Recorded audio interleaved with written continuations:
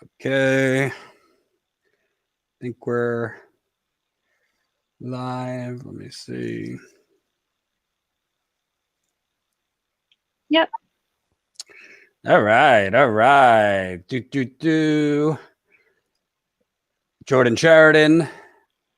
Hello, everyone. Jenn Dies. Ugly headphones. Hold on. Why would anything work? We're, in case Jordan looks frustrated, we're having some frustrating audio issues. Yes. That's okay. We're here. We're here. Hold on, folks. We're going to send out the text message so you guys know we're live. Wow, 70 watching already. Holy cow. Let me know if you could hear us. Let me know if you could see us. We're live on YouTube. We're live on Twitch. We're live on Twitter. We're live on Rockfin, I think. Yeah, I think we're live on all those things through Periscope, through modern technology. We normally don't go live on Saturday, but I mean, if you don't notice, we're living in a military occupation in Minnesota, Chicago, Portland, and pretty much the entire country. So we figured probably important to go live today to tell you what's going on. Smash that like button right under the live stream. The more people that press the like button, the more people that will see this very live stream. Goes without saying, he's not going to join us because he needs some rest. But yes. John Farina, who's been doing God's work out there for Status Coup, cameraman, and really, doing good reporting too, has been live, I think, for 5-6 nights maybe out there. I feel bad because a lot of times, Jen, people are like, Jordan, you're doing great work out there. And I'm like, no, it's not me. John is out there, which is great. It's really good to have expand where it doesn't need to just be me or you, but we have John out there, independent of us, who's been doing great stuff. And last night, I think, broke news, which we're going to get into, that police are basically, I mean, this isn't new. They've been doing this in many places. We've even seen this on the border, where they're keeping databases of journalists. But police in Minnesota, at least, John's footage, which we're going to show, got last night. Police in Minnesota are basically stopping journalists, detaining them, snapping their pictures, snapping photos of them and their IDs, and logging them into an app, which is a violation of the First Amendment and the Fourth Amendment. If there's any constitutional scholars out there that want to tell me about any other amendments, it's definitely a violation of the First and Fourth, which we're going to get into. In addition to their tear gassing protesters and press, firing pepper balls and rubber bullets. And honestly, I mean, I've been where John is, other than water bottles being thrown, which, contrary to Don Lemon, Jen, because if you watch CNN, they do this play-by-play that's very sympathetic to the police. Other than water bottles, I don't know. From what I could tell, the protesters are basically, the crime is annoying the police or screaming at the police. For that, the police are terrorizing the protesters and the press. You've been watching and pushing out the clips while John is live. What's been your thoughts before we even get to showing the audience some of these clips? There's one clip that I did the subtitles on today, and it was stomach turning going through it, because you see these protesters who are literally taking a knee. There's a gentleman who is telling everyone to take a knee. The protesters are in mass complying. And then all of a sudden you hear the police firing less lethal rounds. You see a flashbang in the distance. You see them start firing or shooting or spraying, gases into the crowd. And in one case, right in a protester's face directly. And there was nothing happening. They were taking a knee. And so that's just one example of many disturbing moments from last night. So it's really, and not to mention the things that are going on with the press. I'm happy but surprised that John didn't get arrested last night. He came pretty close, and as Jordan mentioned, broke some news, some shock. Well, not shocking. It's not shocking, but it's scandalous that the cops are storing photographs and information in an app of journalists. So really stunning work by John. And yeah, I don't even know what to say at this point. So before we get to the clips, I want to show kind of a little bit of the behind the scenes of what's going on there. And this kind of goes to the broader trends. I mean, we're not really going to do much on, the squad and, them being toothless and spineless. But the Minnesota Attorney General is actually Keith Ellison. If people remember, the Minnesota Attorney General is Keith Ellison. He was a congressman for a while, progressive, kind of in the Bernie Sanders camp. He ran for DNC chair and kind of got screwed, losing to Tom Perez. I think there was some shenanigans. By the way, smash the like button. We got how many people watching? 250 watching, 150 likes. We need 100 more of you to press that like button. We need every single one of you to share this live stream. Super chats are welcome. I think there's a feature through StreamYard that I could show them on the screen, all super duper. We're on Twitch too, so bits and all that good stuff. Bits and subs. Not cheap to have hype trains, whatever that is. Get one of those going. Not cheap to do real on the ground reporting. John is there. We're paying him. We just gave him a bonus too, so don't worry for his great work. So definitely support us if you can. By the way, also Jen, I do want to mention we're currently just two members away from 2,000. So if people want to, not from 2,000, from 1,800. So if people want to do the right thing here, statuscoup.com/join.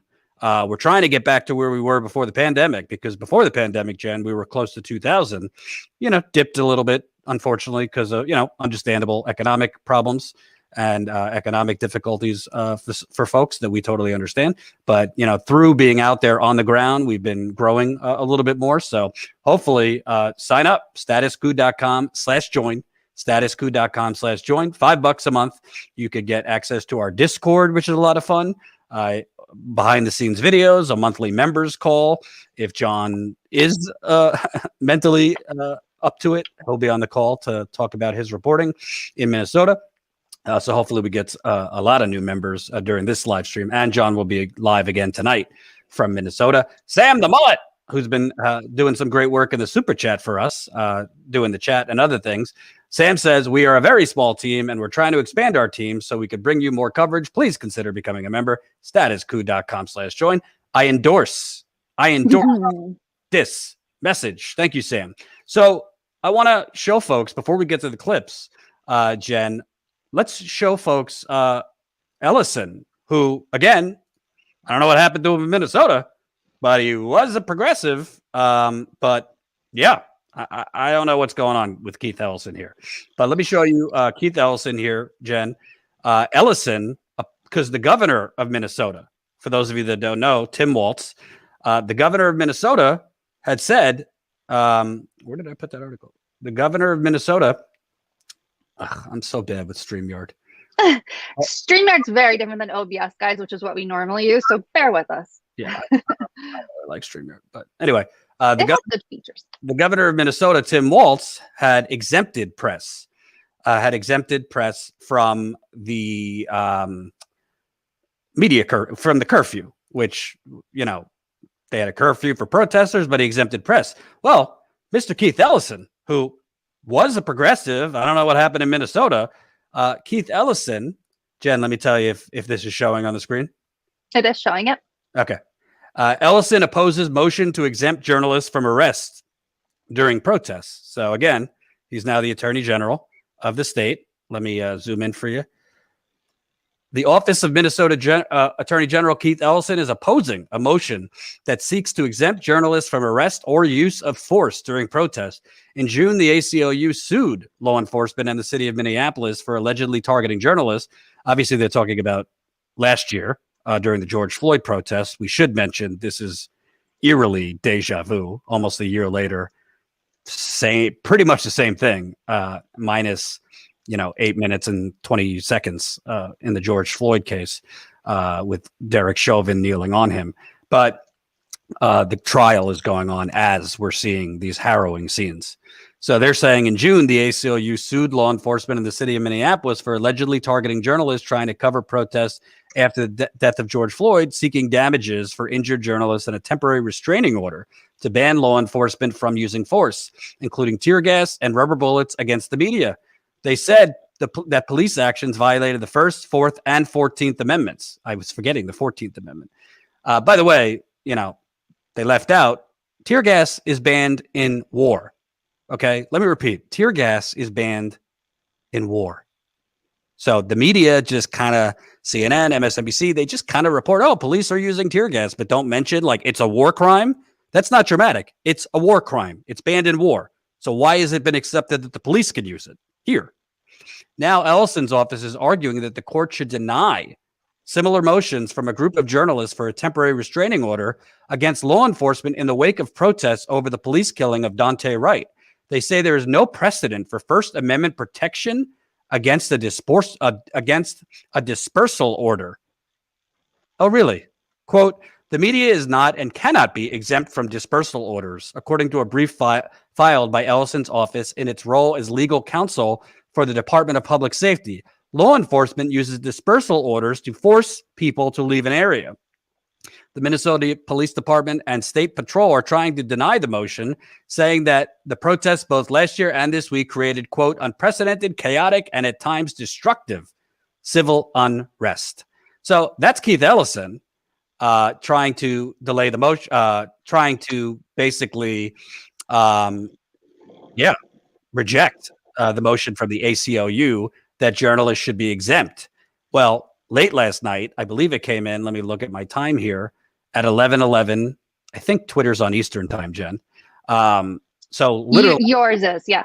Okay. So literally right as the police were hitting press and protesters, I don't want to like put the press above the protesters, but in this case, the ACLU is filing a motion on behalf of the press, right as police were rounding up press, tear gassing them, shooting them with rubber bullets. This came down. A federal judge ruled Friday evening that state law enforcement cannot attack or arrest journalists for covering the Daunte Wright protests. I'll read you a little bit of this. So the judge granted ACLU Minnesota's request for a temporary restraining order against the heads of the State Department of Public Safety, Minnesota State Patrol, and their officers. ACLU of Minnesota filed the temporary restraining order motion in federal court on Wednesday to stop law enforcement from attacking, harassing, and retaliating against reporters covering the Daunte Wright protests. Troopers this week shot journalists with rubber bullets, pepper sprayed them, and arrested or threatened them with arrest, the motion alleges. State troopers also have commanded reporters to leave the area and abandon their reporting, even though their curfews in Brooklyn Center and Hennepin County specifically exempted journalists. Quote, in light of the events that have occurred over the last year, demonstrators and protests likely will continue as the criminal trial of Derek Chauvin concludes and an investigation into the death of Daunte Wright continues. If the press cannot document these ongoing events of public importance, plaintiffs' First Amendment rights will be irreparably damaged. Temporary restraining order prevents state law enforcement from taking the following actions against anyone they know or should reasonably know is a journalist. Prevents them from arresting, threatening to arrest, or using physical force, including flashbangs, non-lethal projectiles, and riot batons. I'd point out, Jen, these non-lethal projectiles, you shoot somebody point blank range with a rubber bullet, they could die. So that's why, we've been labeling them less lethal in our stuff. Yes. So, prevents them from using chemical agents, i.e. tear gas, seizing recording or photo equipment, or press passes unless someone presses an imminent threat of violence or harm to people or property. So, Jen, bottom line, well, there's a few bottom lines. Get your, play your drinking game, because I like to say bottom line. First of all, let's discuss, and remember, smash that like button. We got my drinking game will be done with Pedialyte because we're sick here at the Coup Crew. By the way, if people don't know, people might not know, we are a skeleton crew. I just got my second COVID shot and had a pretty bad fever yesterday. So I guess that means my immune system was working. Jenn, unfortunately, is still suffering with long hauler COVID. Colin, our editor, got his COVID shot as well. Having a rough time of it. Other folks who usually help us have also either COVID shot or sick. So we really haven't had a lot of people while John is out there. So, just so you know. Thank you. Keep those super chats coming. We'll read them towards the end. Thanks, Jersey Girl. So we got 500. Oh, go ahead. There's a break, just so I can put them on the screen because it's an exciting group. Stack Pipes, $5 in the super chat. Love you both. F YouTube. Thank you so much, Stack Pipes. Keep them coming. And smash that like button. All 600 watching. Let's get this to 1,000 lickety split. So first of all, Jenn, and we will show this footage. By the way, as a preview, I fought with a CNN reporter on Twitter this morning, so I'm going to show you that too. I'm sorry, Sarah Seidner. I know I'm going to be attacked. Identity politics, and she's black and all these things. She is terrible. She at Standing Rock was literally in CNN's van half the time. I saw it. She was doing police propaganda for the North Dakota police at Standing Rock, and now she's. If you notice Sarah Seidner at these protests in Minnesota, she's never quite where John is, our cameraman. She's never quite like in the thick of it. She's always like safely kind of from a distance and kind of doing play-by-play for the police. So we're going to get to that soon. So first of all, Keith Ellison, who I don't know what happened. He was progressive. What happened to Keith Ellison? So let me get this straight. What gives police, because this isn't discussed, what gives police the right to declare a dispersal order, right? Like, it seems every night at about, 10 o'clock Central Time, they start with this dispersal order. Well, not earlier. 10 o'clock's been the curfew.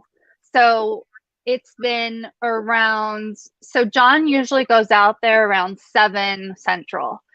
Sometimes it's been 8 or 9, and they start with the dispersal order. It's usually when it starts to be dark, or when it's dark, and then they call it an unlawful gathering or whatever they call it. But yes, because I recall, because in social media and stuff, I've been saying, okay, they're doing this before curfew. So what is their right? What is their reason to call it unlawful? Well, first of all, last night, which we pointed out, there was no curfew. They declared it later, but in the beginning of the night, we got a press release. They're trying something different last night, and there will be no curfew. So there should have been no dispersal order. By the way, welcome new Status Coup member Max and Emily. Just got us to 1,800 members. We just got to. Holy cow. Let's keep it going, because I see 2,000, Jenn. I see 2,000 in our sites. Yeah, so we're at 1,800 now. So keep signing up, statuscoup.com/join.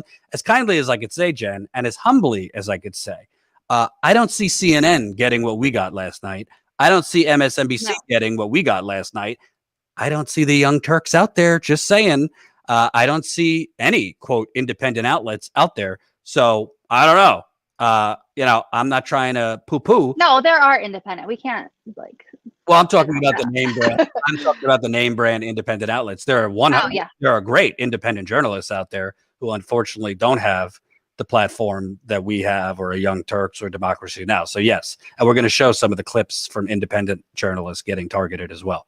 So, but what? Yeah, why is there no thought? Well, why are you? I think Jordan's frozen for right now. So while he's frozen, thank you so much. Ali Gonzalez Perez, $5 with a super chat sticker. Thank you. I'm frozen.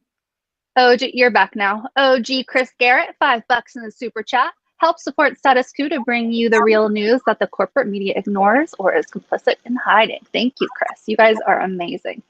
All right, you're back. So, what makes it unlawful? The fact that they're screaming at you? Is that unlawful? Okay, they're throwing water bottles at you. I'm sorry, cry me a fucking river. You're killing these black children. 20 years old, Daunte Wright. And Don Lemon, by the way, I wish I had this clip.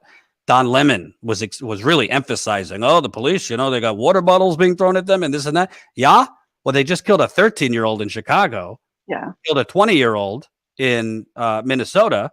Apparently something is going on in Portland too. I can't even keep up. It's like every 13-year-old in Leonardtown, Maryland, which was by my college.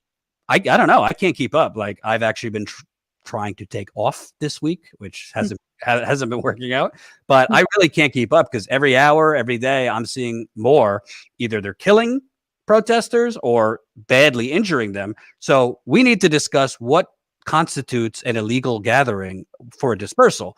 But secondly, when Keith Ellison said there is no precedent where press gets to stay, where police are saying to leave, I mean, was Keith, I don't know if he was alive. Does Keith Ellison ever hear of like the civil rights movement or Martin Luther King or Malcolm X or the women's rights movement? Like the police were telling them to disperse back then too, and they didn't.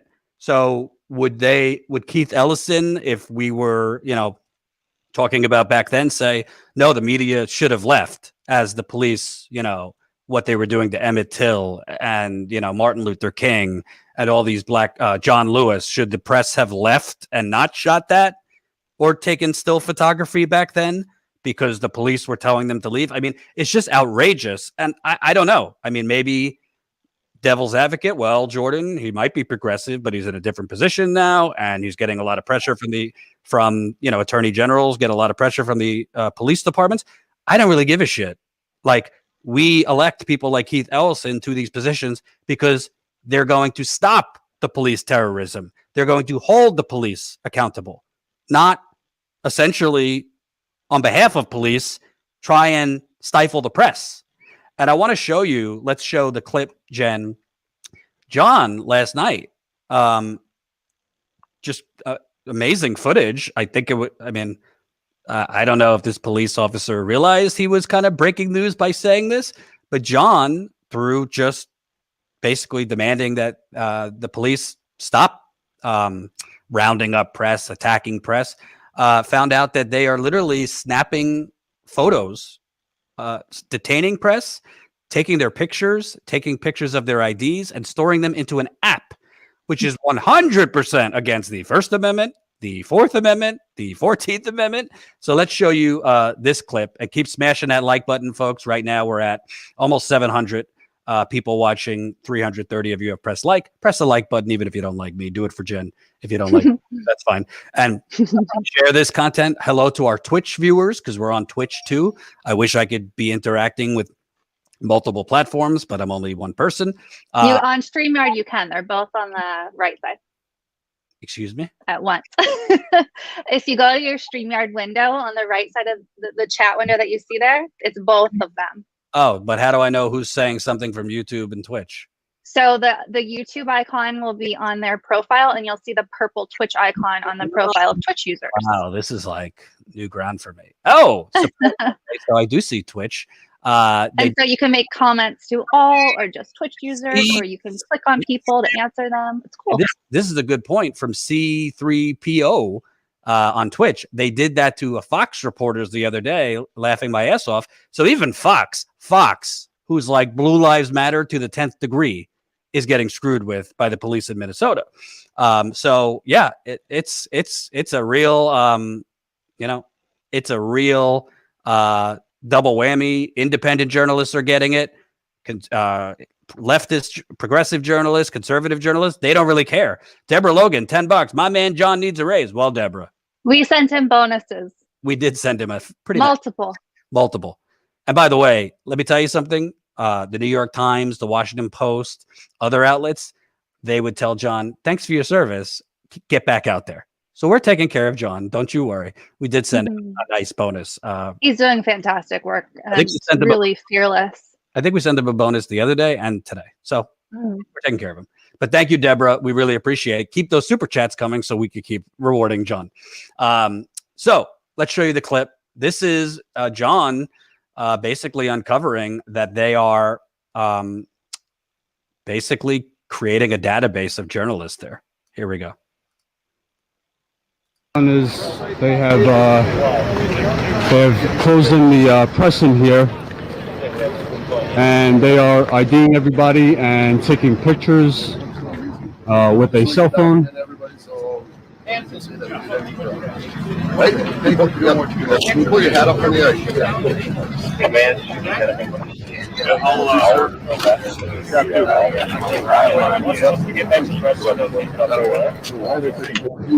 Yeah. All right. Man 2509, check the phone, Those guys right there, check my guys right now. 13 and then ball and tell me you're saying you guys got a bigger one is we're rolling. Oh, that's awesome. Guys, I wouldn't let them take pictures of your face. I wouldn't let them take pictures of your ID, nothing. This is all personal record keeping. Stand back. I am back. I'm back. I'm back. This is Stand unnecessary. back. I'm not, If you're not no. with this group, stand back. Stand back. I'm not with this group either. I'm not with this group. Jesus. Is that? Yeah. Yeah. Excuse me. I'm pressed. I can walk. Listen. They need to take your No, picture. they don't need to take. No, that's not how it's Hey, Lieutenant. Lieutenant, can I? Oh, what is the reason? I can't hear. What's the reason for you guys stopping press here, taking pictures of our IDs? What's the reason? So we have to identify that one. So right now they were told that there's an arrest, right? So we want to release the press, but right now this is our perimeter, right? There's no need. You guys shouldn't be taking pictures of press. So how do we identify press from anybody else? By their press credential, right? Okay, so There's no reason to take a personal picture on your cell phone. I understand, but it's an app that we're using to track all of our notes, all right? So you need to disperse to the north, okay, sir? Thank you.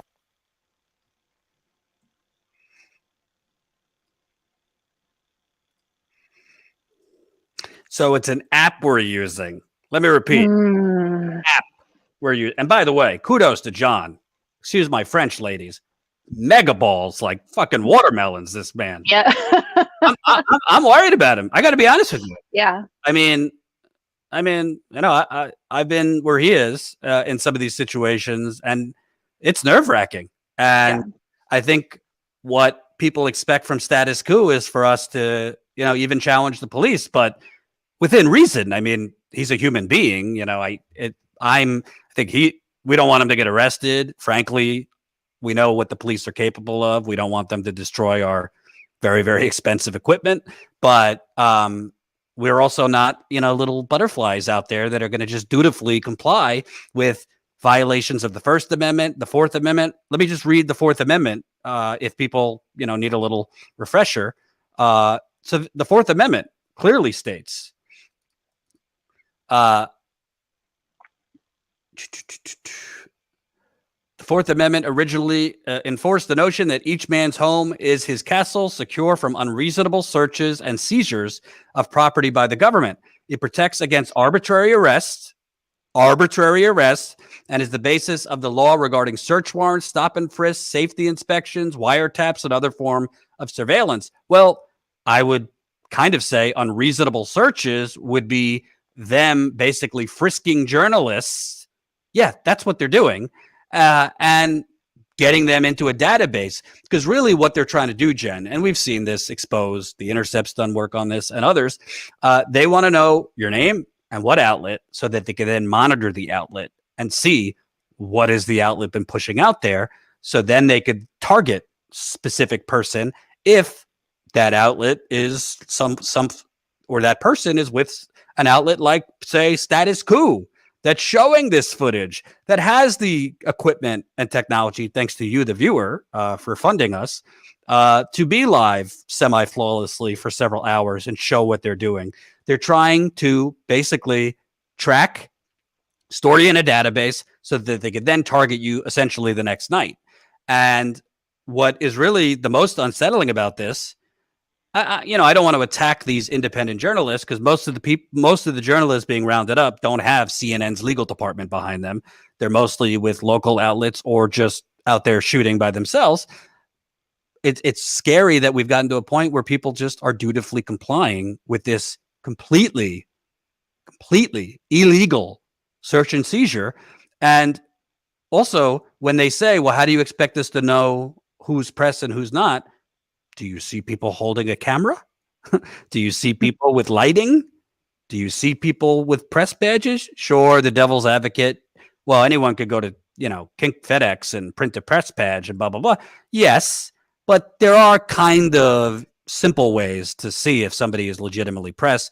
Most of the time they're holding equipment, whether it be a camera, lighting, what have you. So I think this is extremely disgraceful, dangerous. I've already said we don't live in a democracy. We live in the United Corporations of America. Let me show the flag.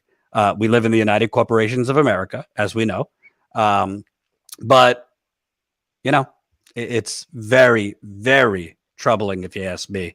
And frankly, I don't see CNN or MSNBC reporting, or the New York Times or the Washington Post, correct me if I'm wrong, Jen, that they're detaining journalists, making them take photos and IDs. It's like a perp line to then store, to then put them in a government database. Yeah, and we had this discussion this morning. Is it that they're not aware? Well, they're aware now because Jordan was having a direct conversation with Sarah Seidner, as we discussed, and he very clearly I guess you clicked on that. and he directly linked her to that clip. So she's now aware. Will CNN now be reporting this? We'll see. But I don't know. Probably not. That's a good segue. I think that's a good segue. So hold on. So let's first of all, because I want to thank our Twitch people, because we're new to Twitch for the most part. Thank you for Steve Ferret, great mod. Says thank you, Crafty Geek, for the gift subs and for supporting Status Coup. Thank you, Crafty Geek. That is so generous of you. We really appreciate you gifting subs to folks. Indeed. Oh yeah, let me show it. By the way, we just got to 1,800 members, so we almost have 1,000 people watching. This kind of in the field reporting, it's not our first rodeo. We do this all over the country. We were there long before George Floyd unfortunately became a name in American history. We've covered the police terrorism really against Black people for years. I myself went down to Dallas. Unfortunately, 26-year-old Botham John, if you've ever heard of that name, he was murdered literally in his apartment. A white police officer accidentally came to his apartment and shot him dead. Unfortunately, Botham's name did not take off in the national conversation like George Floyd, Breonna Taylor, and now Daunte Wright. But we were there. We have covered the attacks on Native Americans, which is since our beginning, as well as Black people. So this is not new to us. We cover stuff as much as we can in the field. Even during a pandemic, we've been in the field. So if you're new to Status Coup, subscribe and consider signing up as a Status Coup member for just $5 a month. A lot of folks ask you for money, and then what do they do with it? We're showing you what we're doing with it. We're keeping John out there through the weekend, possibly even next week as the Derek Chauvin trial is set to wrap up. So let me show you this. We got more clips to show of the police doing insane things. I just want to show you this exchange with this CNN reporter because it will literally show you everything wrong. Everything wrong. I texted Jordan this morning. I was like, so you're starting your day off with a little Twitter spat with Sarah Seidner, right? So I tweeted this yesterday. Jen, let me know if people can read it on the screen. So zoom in a little bit. Yeah, that's good. So I tweeted because Sarah Seidner, who's CNN's reporter, and whatever, like honestly, of all the CNN propagandists, she's not the worst. She is a reporter. She's been at a lot of these things. She was covering the George Floyd protests last year. I guess you could say she was air quotes reporting at Standing Rock. I saw her mostly just doing stenography for whatever the North Dakota police told CNN. She was not in the trenches at Standing Rock. I can tell you that. I think a lot of people don't realize that these reporters that like the CNN anchors cut to that these people don't like John was live for 3 hours straight last night, and when we go out in the field, that's what we do. We're live for that amount of time straight. But these reporters that they just cut to for like 2 minutes, that's all that they're doing. Like they're not doing anything else really, other than being live for those couple minutes. Right. Continue. I just wanted to make that point. So let's show Sarah Seidner and her ridiculous bullshit. If I can find it again. You see it, Jen? Yeah. All right. So Sarah Seidner yesterday tweets out, in my 25 years as a reporter, I've never heard police in America actually say journalists will be arrested during a protest. Then I don't know what protests you've been covering because I hear it almost every time that I'm out, Sarah Seidner. So 25 years as a reporter, I've never heard police in America actually say journalists will be arrested. But that happened in Brooklyn Center last night. We stayed. Oh, you're so brave.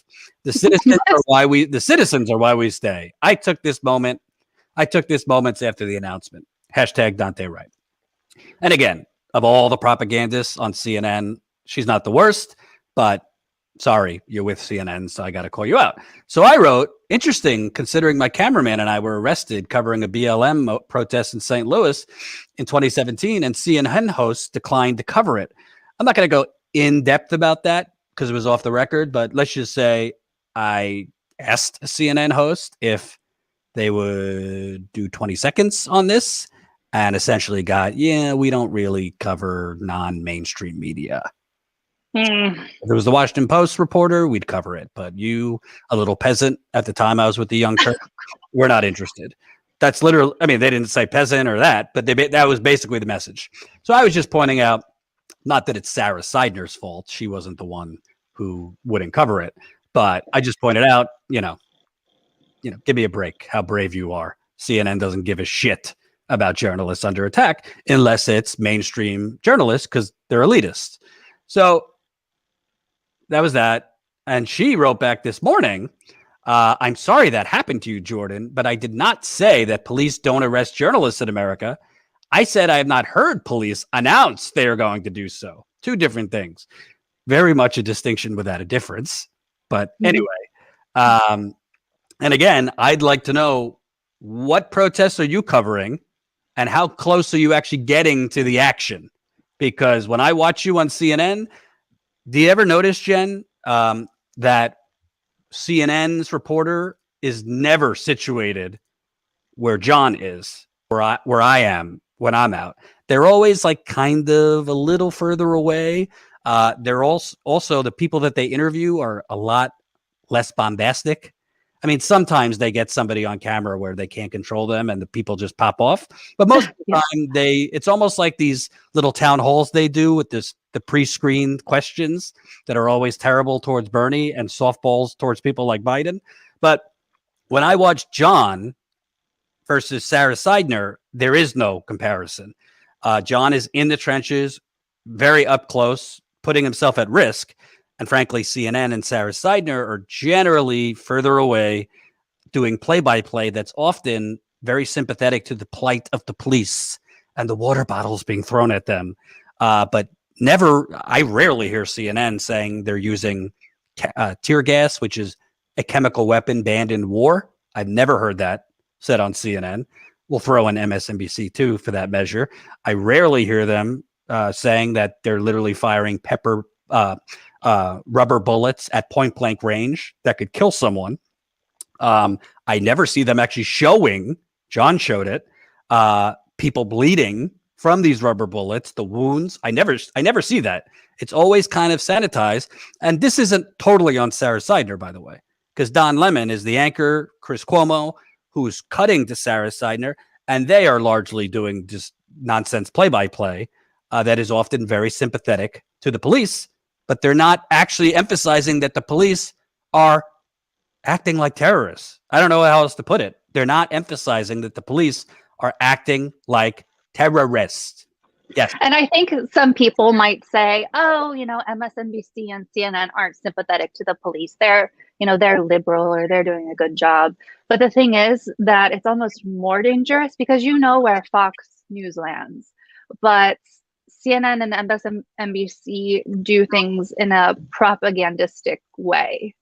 and which is scary. You know, they're doing the bidding of corporatists and, you know, the military industrial complex, and, you know, police, the police state, and they're not doing real reporting. Oh my goodness. Wow. Surrender 2000. $50.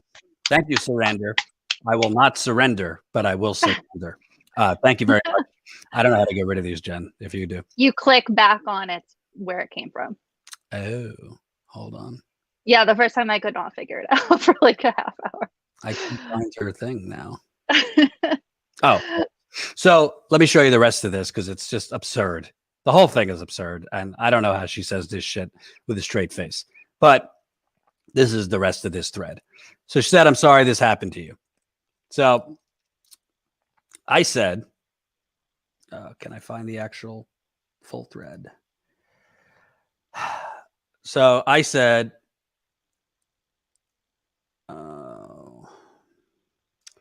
Twitter makes it very difficult. Let me. Yeah, things aren't threaded. Let me find perfectly. Smash that like button, folks. Smash the like button. Smash it. More people that press like, the more people that will see this very live stream. Reminding everyone that we are also on Twitch. YouTube is trying to edge us off, so open up a new tab and follow us there as well. Why can't I find the thread, Jen? I don't know. Well, what did she say? Tell us, like, her summary. Hold on. What, like the one where you showed her the clip, or where she's like, "Oh, I'll talk about it on Stelter's show." Okay, here it is. So I said, bit of it, you know, to her little thing. I'm sorry that happened to you, Jordan, but I did not say that police don't arrest journalists in America. I said I have not heard police announce they are going to do so. Two different things.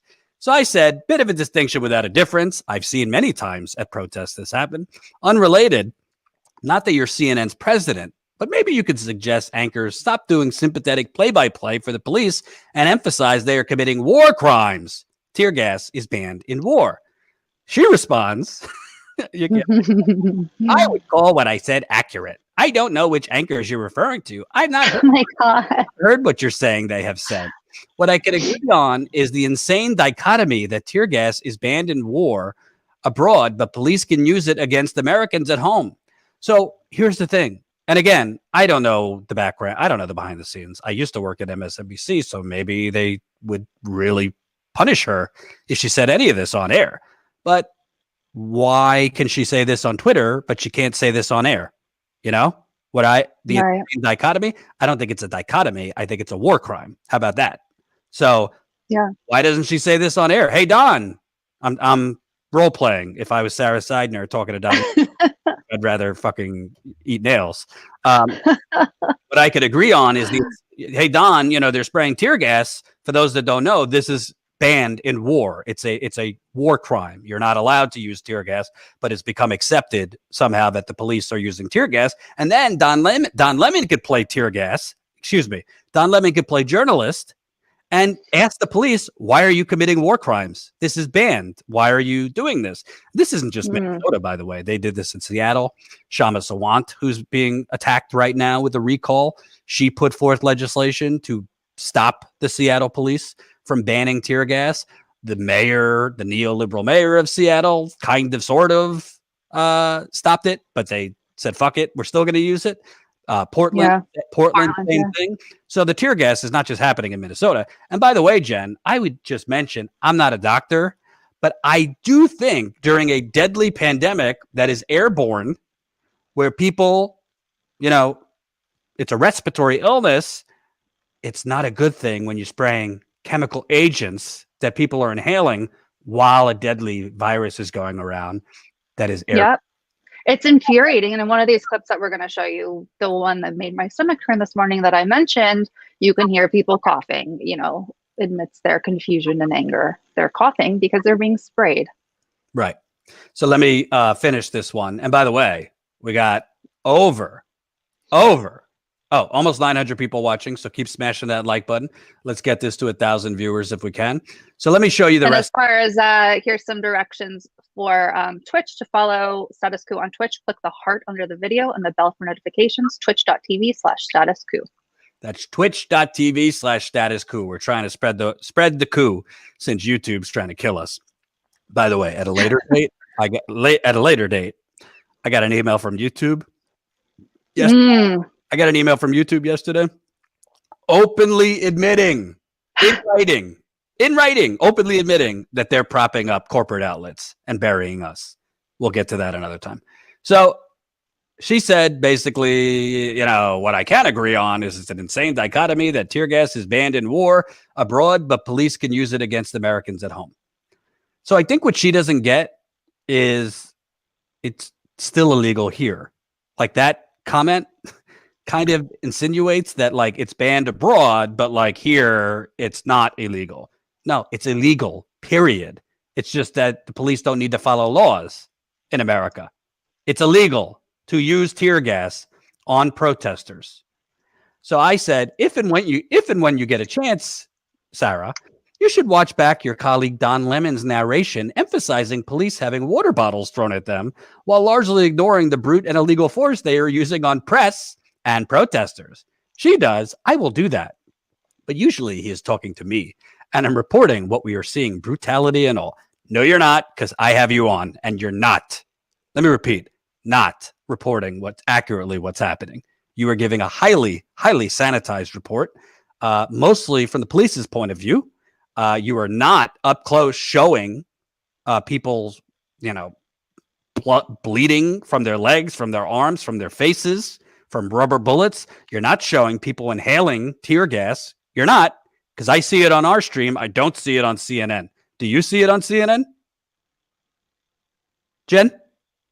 Of course not. All I see on CNN with Sarah Steiner is the guy, the soup guy, who at first I thought it was funny, but now I think he's a psyop. So I'm anti him.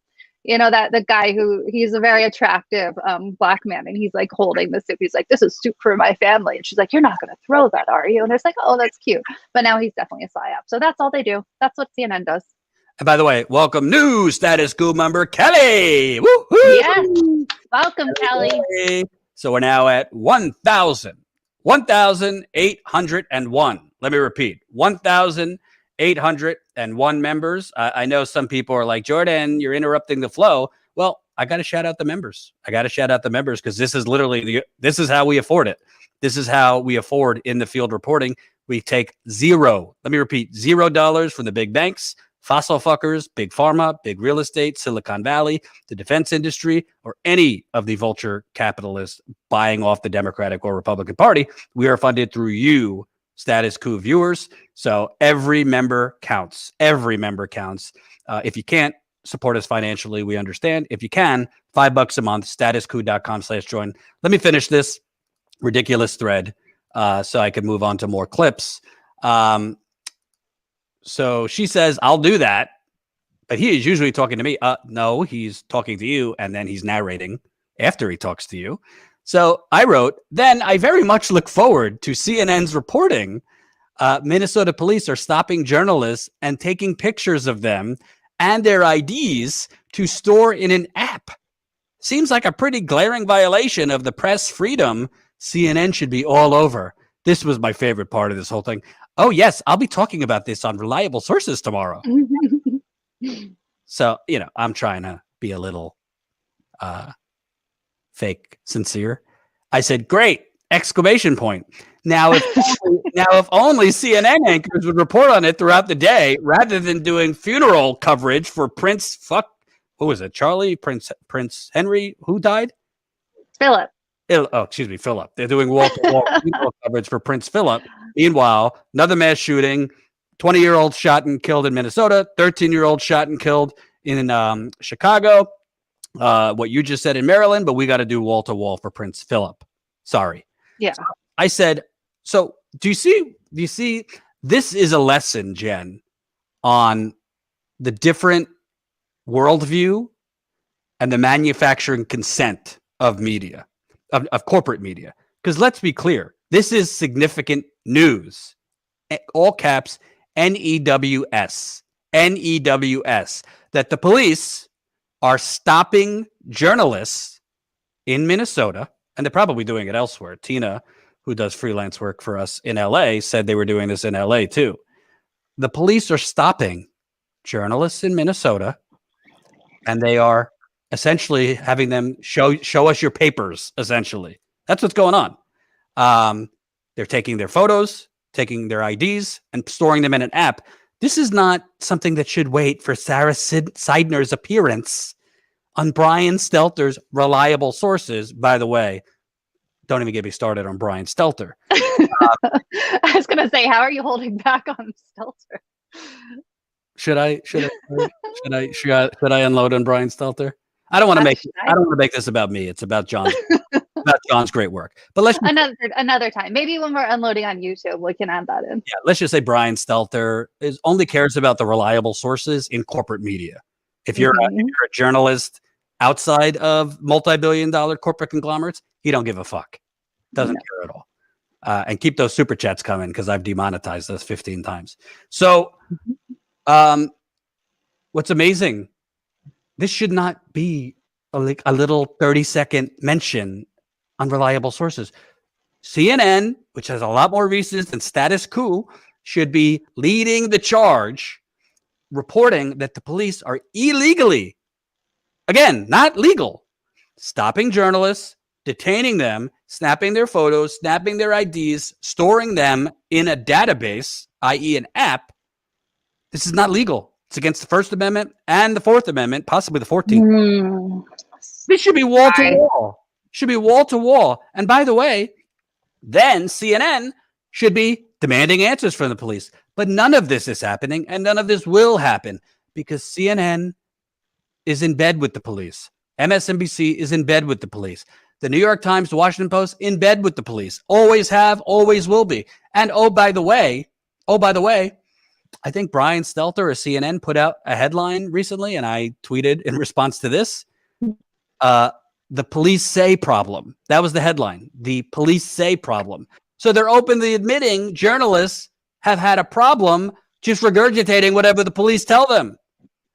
This is why Native Americans were being brutalized and freezing water, grenades shot at them, tear gas, pepper bullets, you name it, when I was at Standing Rock, because people like Sarah Seidner, who is now suddenly depicting herself as a brave, on the frontier here, she was literally reporting what the police told her in North Dakota. I saw it up close because I was there on and off freezing my little Jewish tushy for 5 months.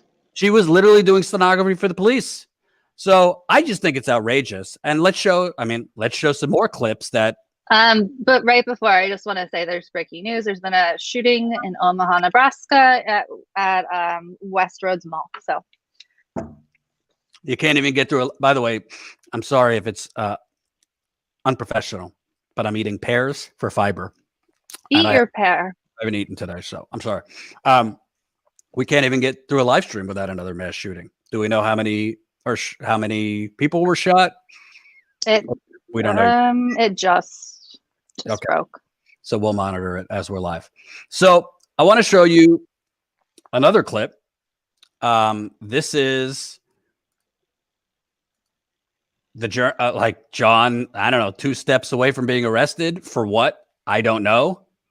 But police, these police are ready to crack skulls. They're ready to crack skulls. Here's a police officer in Minnesota,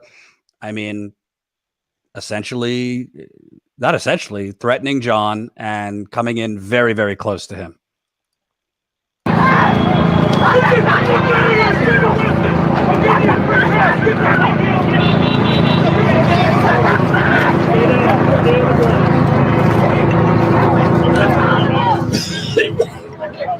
Get out of the way!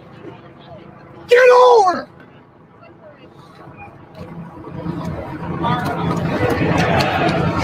Guys, back up. Back up. You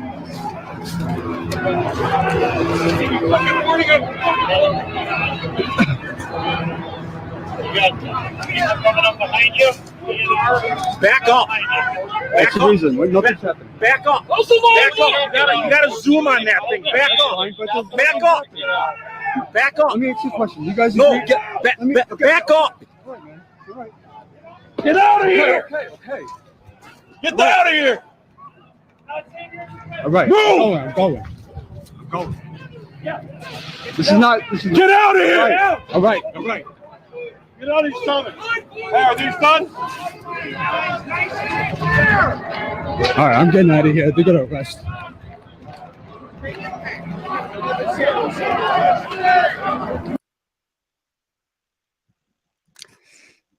Mm. So there you have, literally, the police are, I guess, trying to be director. Press your Zoom button.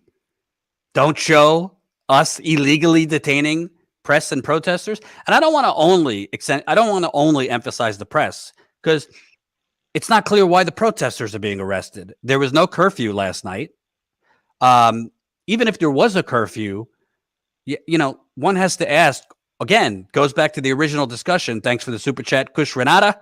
CNN are accomplices to the continuation of racial executions, meanwhile profiting from police brutality porn.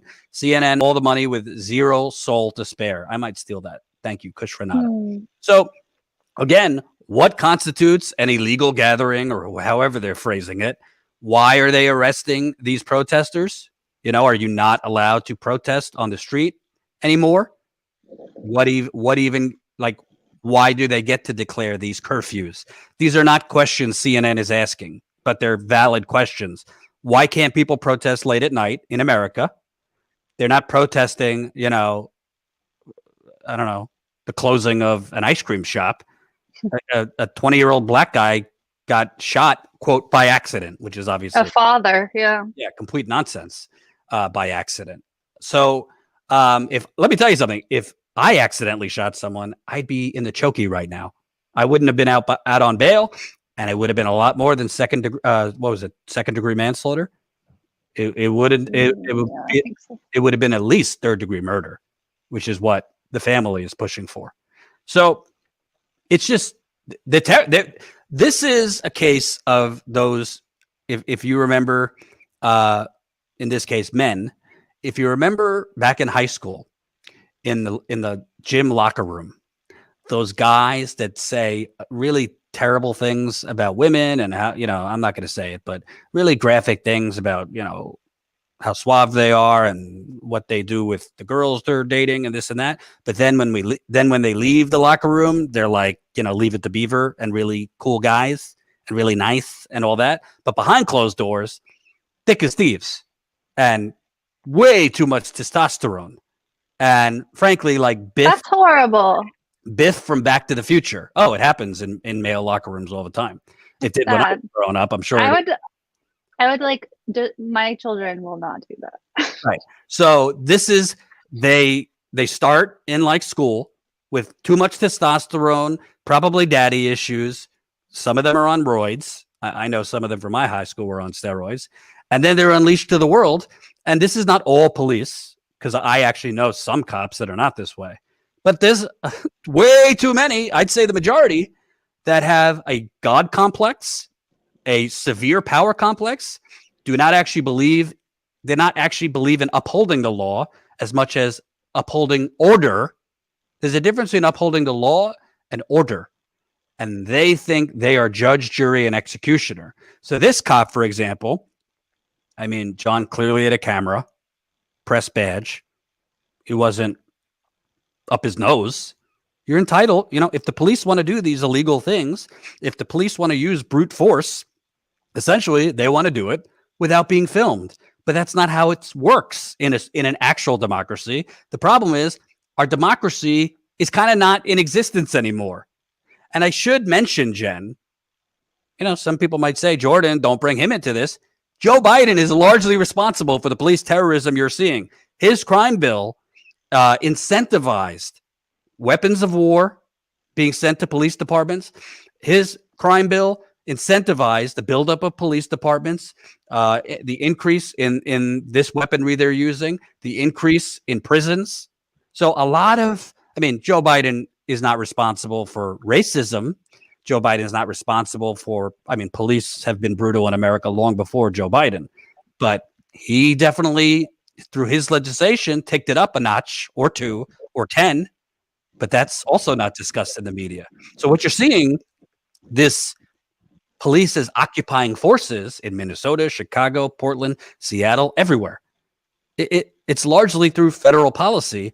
And I don't see Joe Biden saying lickety split about this. Same thing with Obama. They say, well, this is, regional, jurisdictional. We don't have jurisdiction. Give me a fucking break. Obama was the president. Biden's the president.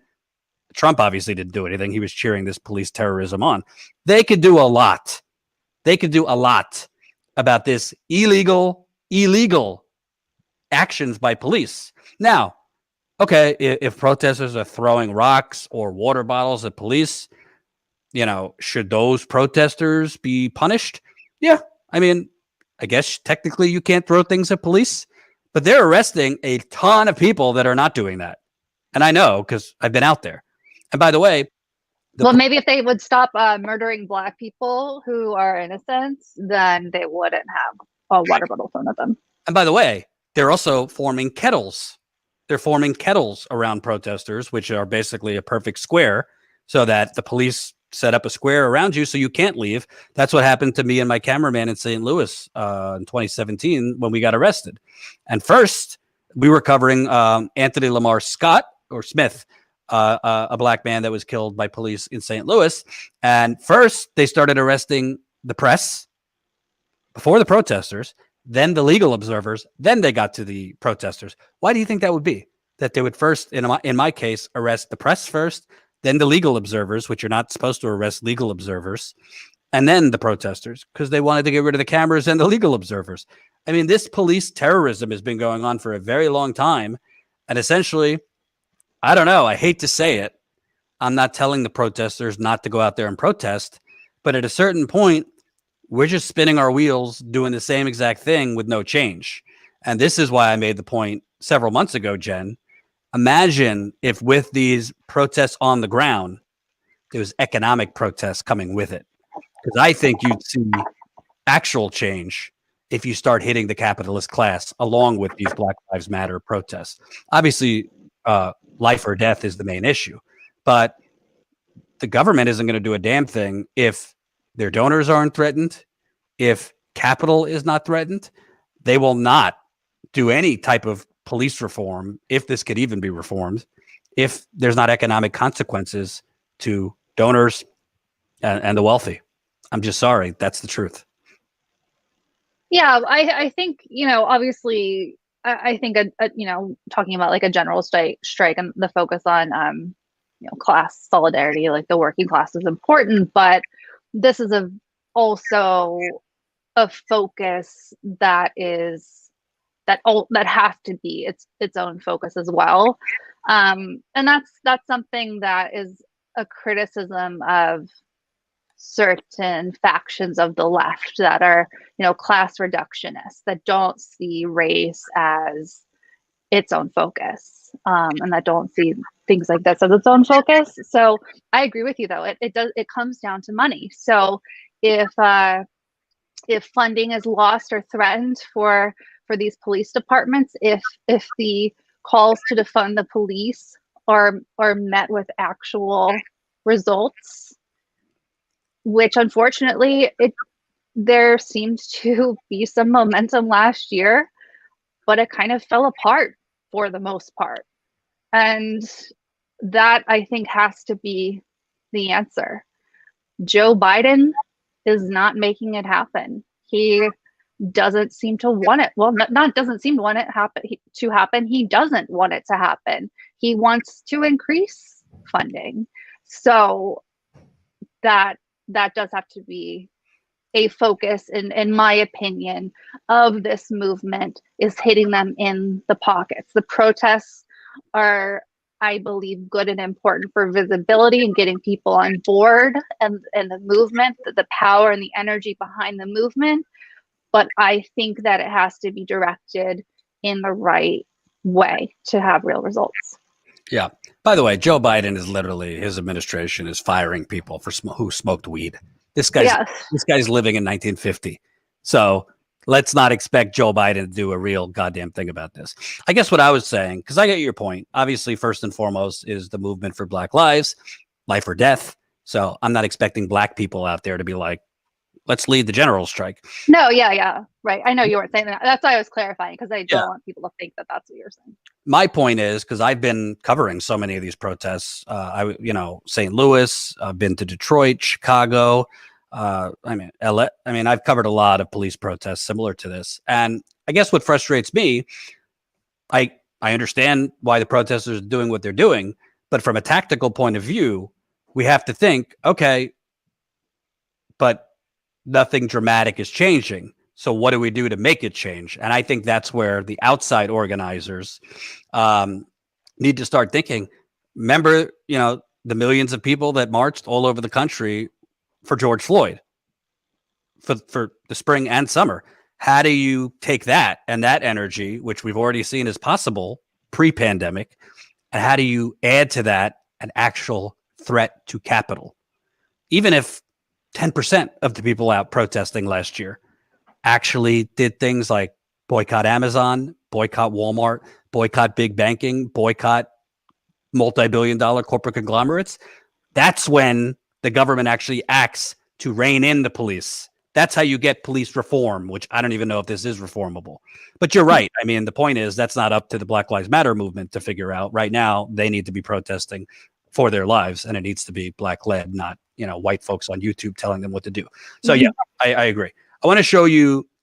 I keep smashing that like button. By the way, we got 2 new members. Holy cow, it's raining. All right. Welcome, Fran. Welcome, Angelica. Woo-hoo! So we are now at 1,803. 1,803. Welcome, guys. Status Coup members. And it's so important. Honestly, Jen, sometimes people get mad at us, like, stop asking for money. I don't think you guys actually realize how expensive it is, like, for field reporting. Dropping the veil, we just had to buy John a battery pack because 2 battery packs. So his live view died. Tougher tactical helmet. Yeah, we had to buy him a tactical helmet. We're happy to do it. It's not like... Yeah. It's important to. And I was also like, do you have warm enough clothing? Like, do you have this, that? Also bumped up our streaming capacity. Yeah, so we increased our data plan because when you're going live, I don't know, like 3-4 hours a night, nights in a row, our data plan for our live view unit's 30 gigabytes a month, but we've gone over before, and boy, do they hit you with overage charges when you go over the data plan. So we increased to 40 for the month. Obviously, hotel, the flight to get him out there, all of this adds up on top of the other costs for Status Coup, because we do in the field reporting elsewhere. So you're not funding us so like we could have a nice dinner. You're funding actual in the trenches reporting, which let me show you more of that. Here is, this I think is what you're talking about, Jen, that made you really nauseous. Oh, yeah. So yeah, for the crime of taking a knee, for the crime that protesters took a knee last night, they were, I think it's tear gas and rubber bullets were sprayed at them. Yeah. Take a look.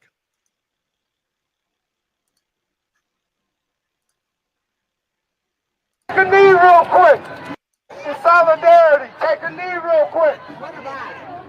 Take a knee real quick. Take a knee real quick. Let's go ahead and get a moment of silence. Take a knee real quick. This is in solidarity. Take a knee real quick. Go ahead, take a knee real quick. Go ahead, take a knee. Take a knee. Take a knee. Take a knee. Take a knee.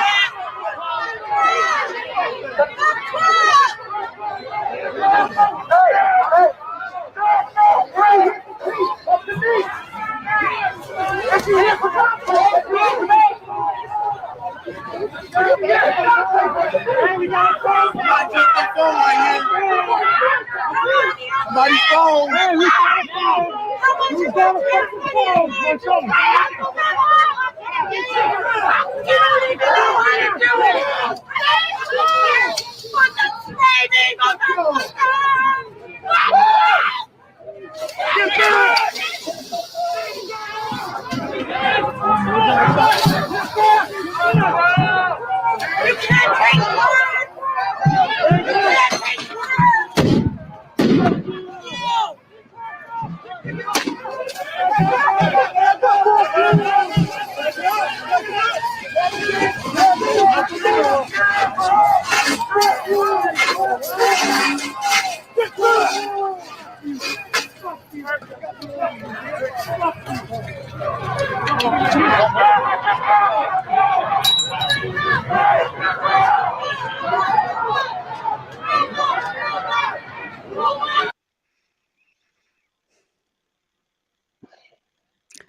So, I mean, first of all, obviously that's completely outrageous. But secondly, they've created like multiple fences to shield them from the protesters and the press, the police. They're like basically in a castle. Yeah. So they have a fortress. There's no threat to the police in Minnesota right now. They've created, I mean, John has shown it. They've, multiple barriers, multiple fences. So essentially, they're just, I mean, they were shooting pepper balls just now. That's what those explosions were. Tear gas.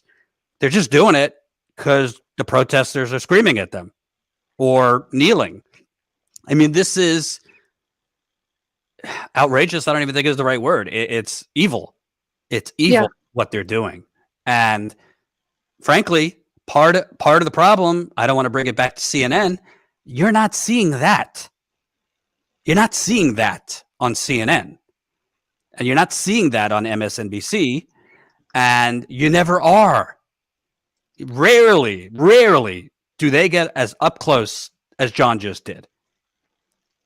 And that was John. That footage, the reason, you might take it for granted because you just expect it from John. But it's very risky to get up that close.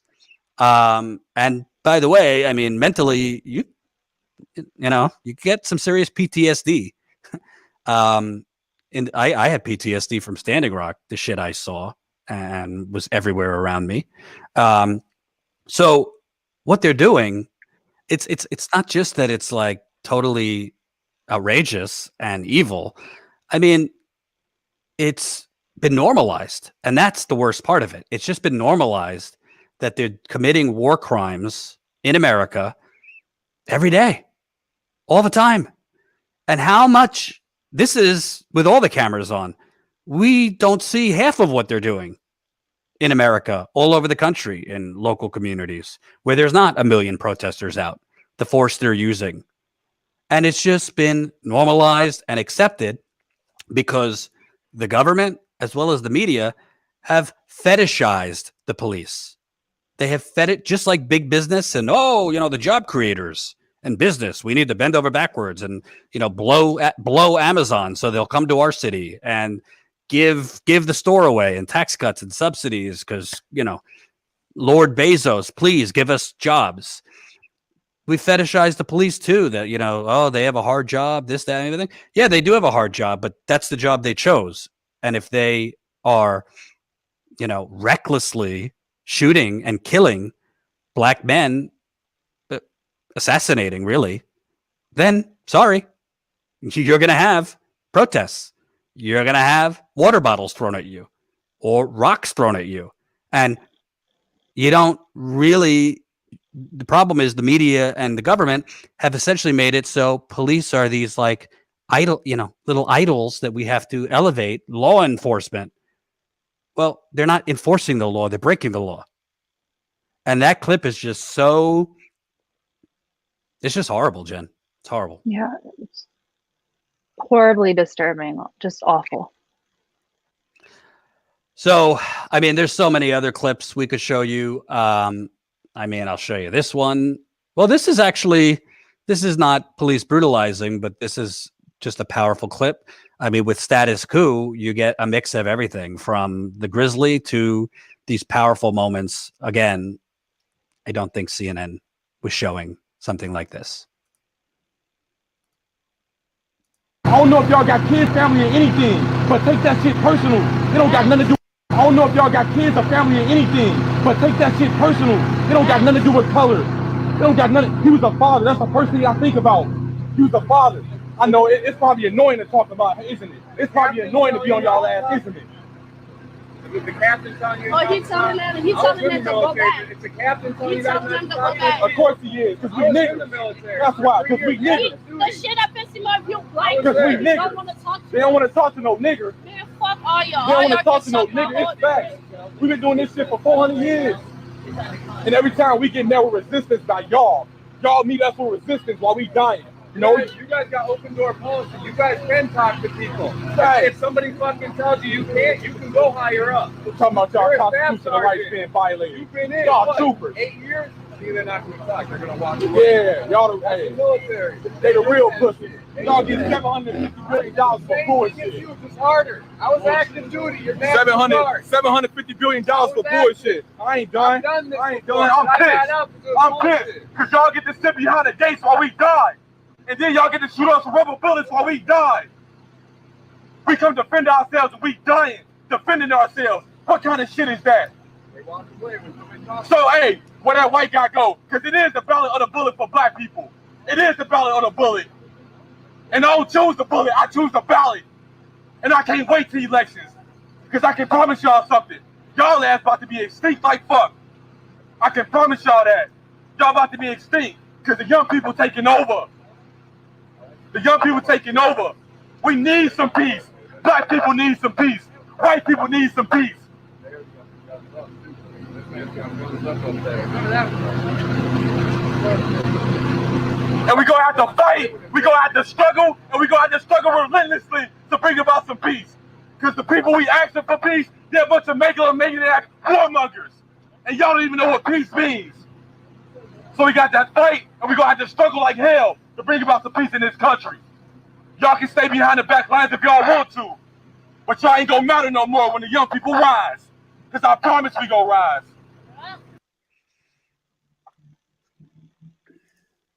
That kid is incredible. There's another clip with him too, and he's just really, just powerful. Yeah, absolutely. And I think, I hate to keep bringing it back to corporate media, but you kind of have to. Like, CNN would never show that clip. Neither would MSNBC. In some quarters, we would be criticized for showing that clip with the N-word and this and that. But that's just what's really happening. And that's just real talk. And that's just authenticity. I'm not a white person saying the N-word or anything. I wouldn't do that. But the point is, that's the pain that that's the threat that black people in this country live under every second of every day. And you saw the police just walk away because they don't want to hear the truth, because they're complicit. And you could say devil's advocate, well, Jordan, not all the police are like that. There are good police who aren't okay with it. That's fine. Well, so you say that, sorry to interrupt. So he said, where'd that white guy go? So right before this part, there was one who came and spoke to him. And the guy said, well, I don't like to be here. And he goes, well, so the kid said, well, why are you here? And he goes, I was ordered to. So there you go. So, yeah, so what you're seeing, and I don't want to, I'm not criticizing that guy, the black gentleman who said that. But one thing I got to point out, elections aren't going to change this, unfortunately. Elections are not going to change this, unfortunately. We've had elections. This is embedded in American history from the time that the slaves were freed. If you watch, 13 on Netflix, they essentially just, when the slaves were freed, they just did some backdoor slavery, putting a lot of the freed slaves in prison to make up for that lost labor. This is embedded in our history. And, in a perfect world, Bernie Sanders would be president and we'd have progressives running everything. But at the end of the day, elections, I don't think police could be reformed at this point. I used to. I don't anymore.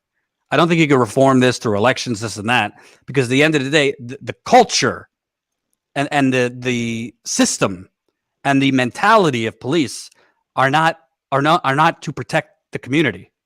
They're just not. They're not to protect citizens, by and large. It's to have power over citizens and to protect capital.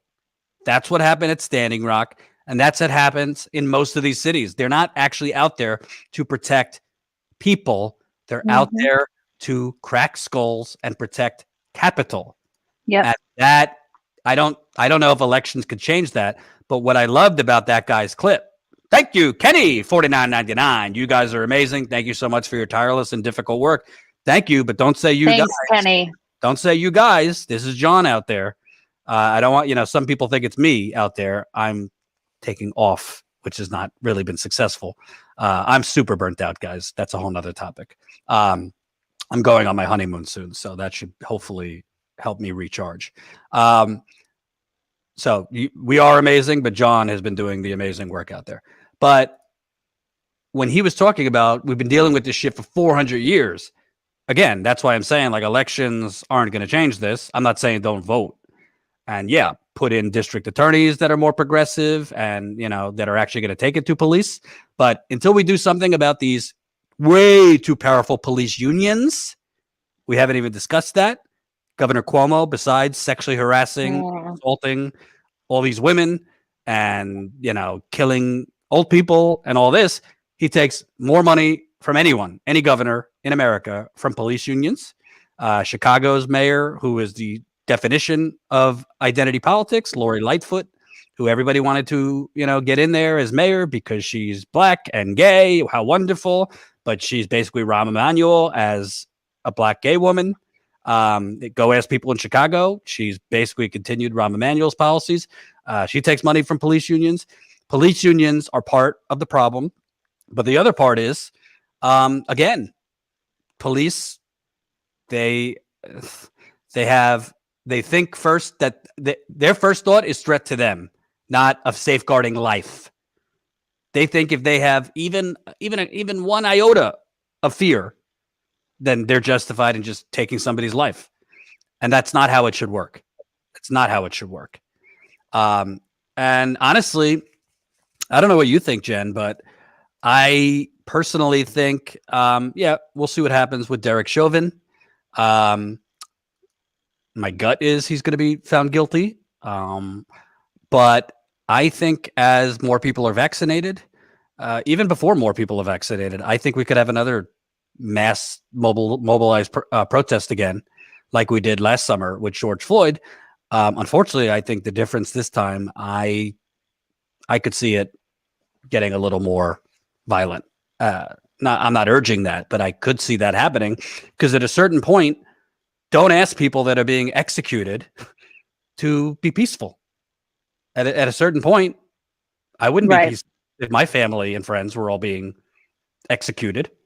So I could see another mass multi-state protest movement. And I also would urge people, start protesting the corporate media who is complicit in this police terrorism. Let me repeat, start protesting the corporate media who is complicit in this police terrorism because they're not calling it what it is. They're not challenging the police. They're not demanding answers. They're not demanding a stop to war crimes, using tear gas, shooting protesters with rubber bullets, point blank, pepper balls. They're just accepting this as normal behavior, just like they don't challenge the politicians who take blood money from the NRA and the gun manufacturers. It's just the same record, that same record spinning. We have this mass shooting coverage. They're like, woe is me. Why do we keep having this happen? Let me invite a politician on who I'm not going to challenge about the blood money they take. It's the same exact thing. They do this with these protests too. They're not challenging the police. They're doing stenography for the police. Jen? Yeah. I don't even know what to say. I don't know what I think. On one hand, I found it, as a person, disappointing when those protests from last summer started to die off. I think like everyone who is sane and good and moral, had high hopes that there would be real change, that real change would come of those. And, we were in a pandemic, it got cold, and there are really big forces working against protesters, working against real change. And a lot of the good measures, a lot of the bills and things got killed. And here we are, kind of back to square one. But things are starting up again. So does this have potential to take off again? Yeah, I think it does. And I hope so, honestly, because as we talked about at the top of the show, Black people are getting murdered left and right all over the place. And it's not going to stop. You know, it's not just suddenly going to stop. That's it. You know, it's systemic, and there's no easy answer, and people are hurt. There's generational trauma, and there's no end in sight. And so one of the people that John interviewed is a special ed teacher, and so he has a classroom full of students, I think 5th graders. And so he said, you know, I have these 5th grade students, they have siblings and cousins, and you know, they have to worry about their family, and they have to grow up with this fear. And you know, the gist of it is he doesn't want them to have that fear and grow up under this. And so what are we going to do? And that is just one example of a lot of the great speeches and interviews that John has captured, and that are kind of the discussions that are taking place all over. And so I think that the protests will grow. I think that they might become stronger, I would say, with the caveat. I don't want to interrupt you, but I found that clip, so I'm going to show people. Okay, well, with the caveat that the police are more ready. So whereas last year there was a police precinct burning down, now they have a fortress around, you know, the Brooklyn Center one. So the police, I think, I don't have hard data, but they seem more militarized, more ready than they were last time after George Floyd was murdered. So we'll see what happens. We can't predict the future, but something has to give, something has to change. And let me play that clip Jen was referencing of this 5th grade special education teacher. It's really powerful. Yeah. It's gonna take it's honestly, like what we've been saying, it's gonna take a village. It's gonna take a village. Well, the reason why I'm out here tonight is because I'm a 5th grade special ed teacher, and I work pretty much down the street at Garden City Elementary.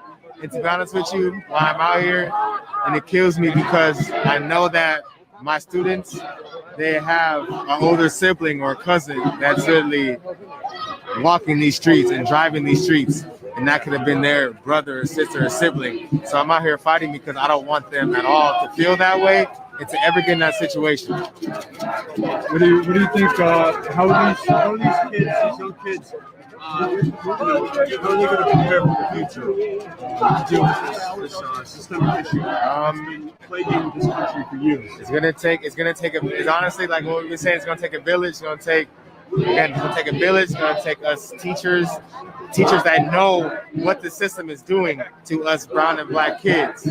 So we need to figure out which way we can teach them, and so they can learn on what ways to deal with the police. So situations like this do not happen at all.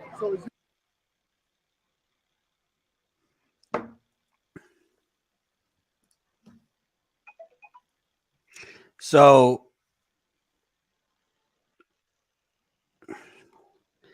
I mean, that's a 5th grade teacher who basically knows that his students are essentially sitting ducks for police as they grow up. Yeah. And from teachers to parents, that's the feeling. I'm not Black, obviously, so we're not going to talk like we know how it is. But I mean, I got pulled over by police a few times. 0 happened. It was actually very pleasant. Well, not in St. Louis, but most of the time it was fine.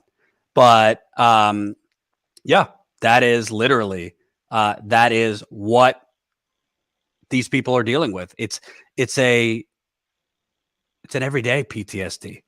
It's an everyday threat. It's an everyday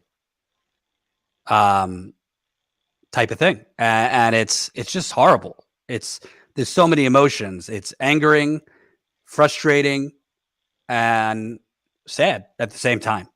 Is on your chat, advocating lethal violence, first cops, which is what I would do if I wanted you tag terrorists.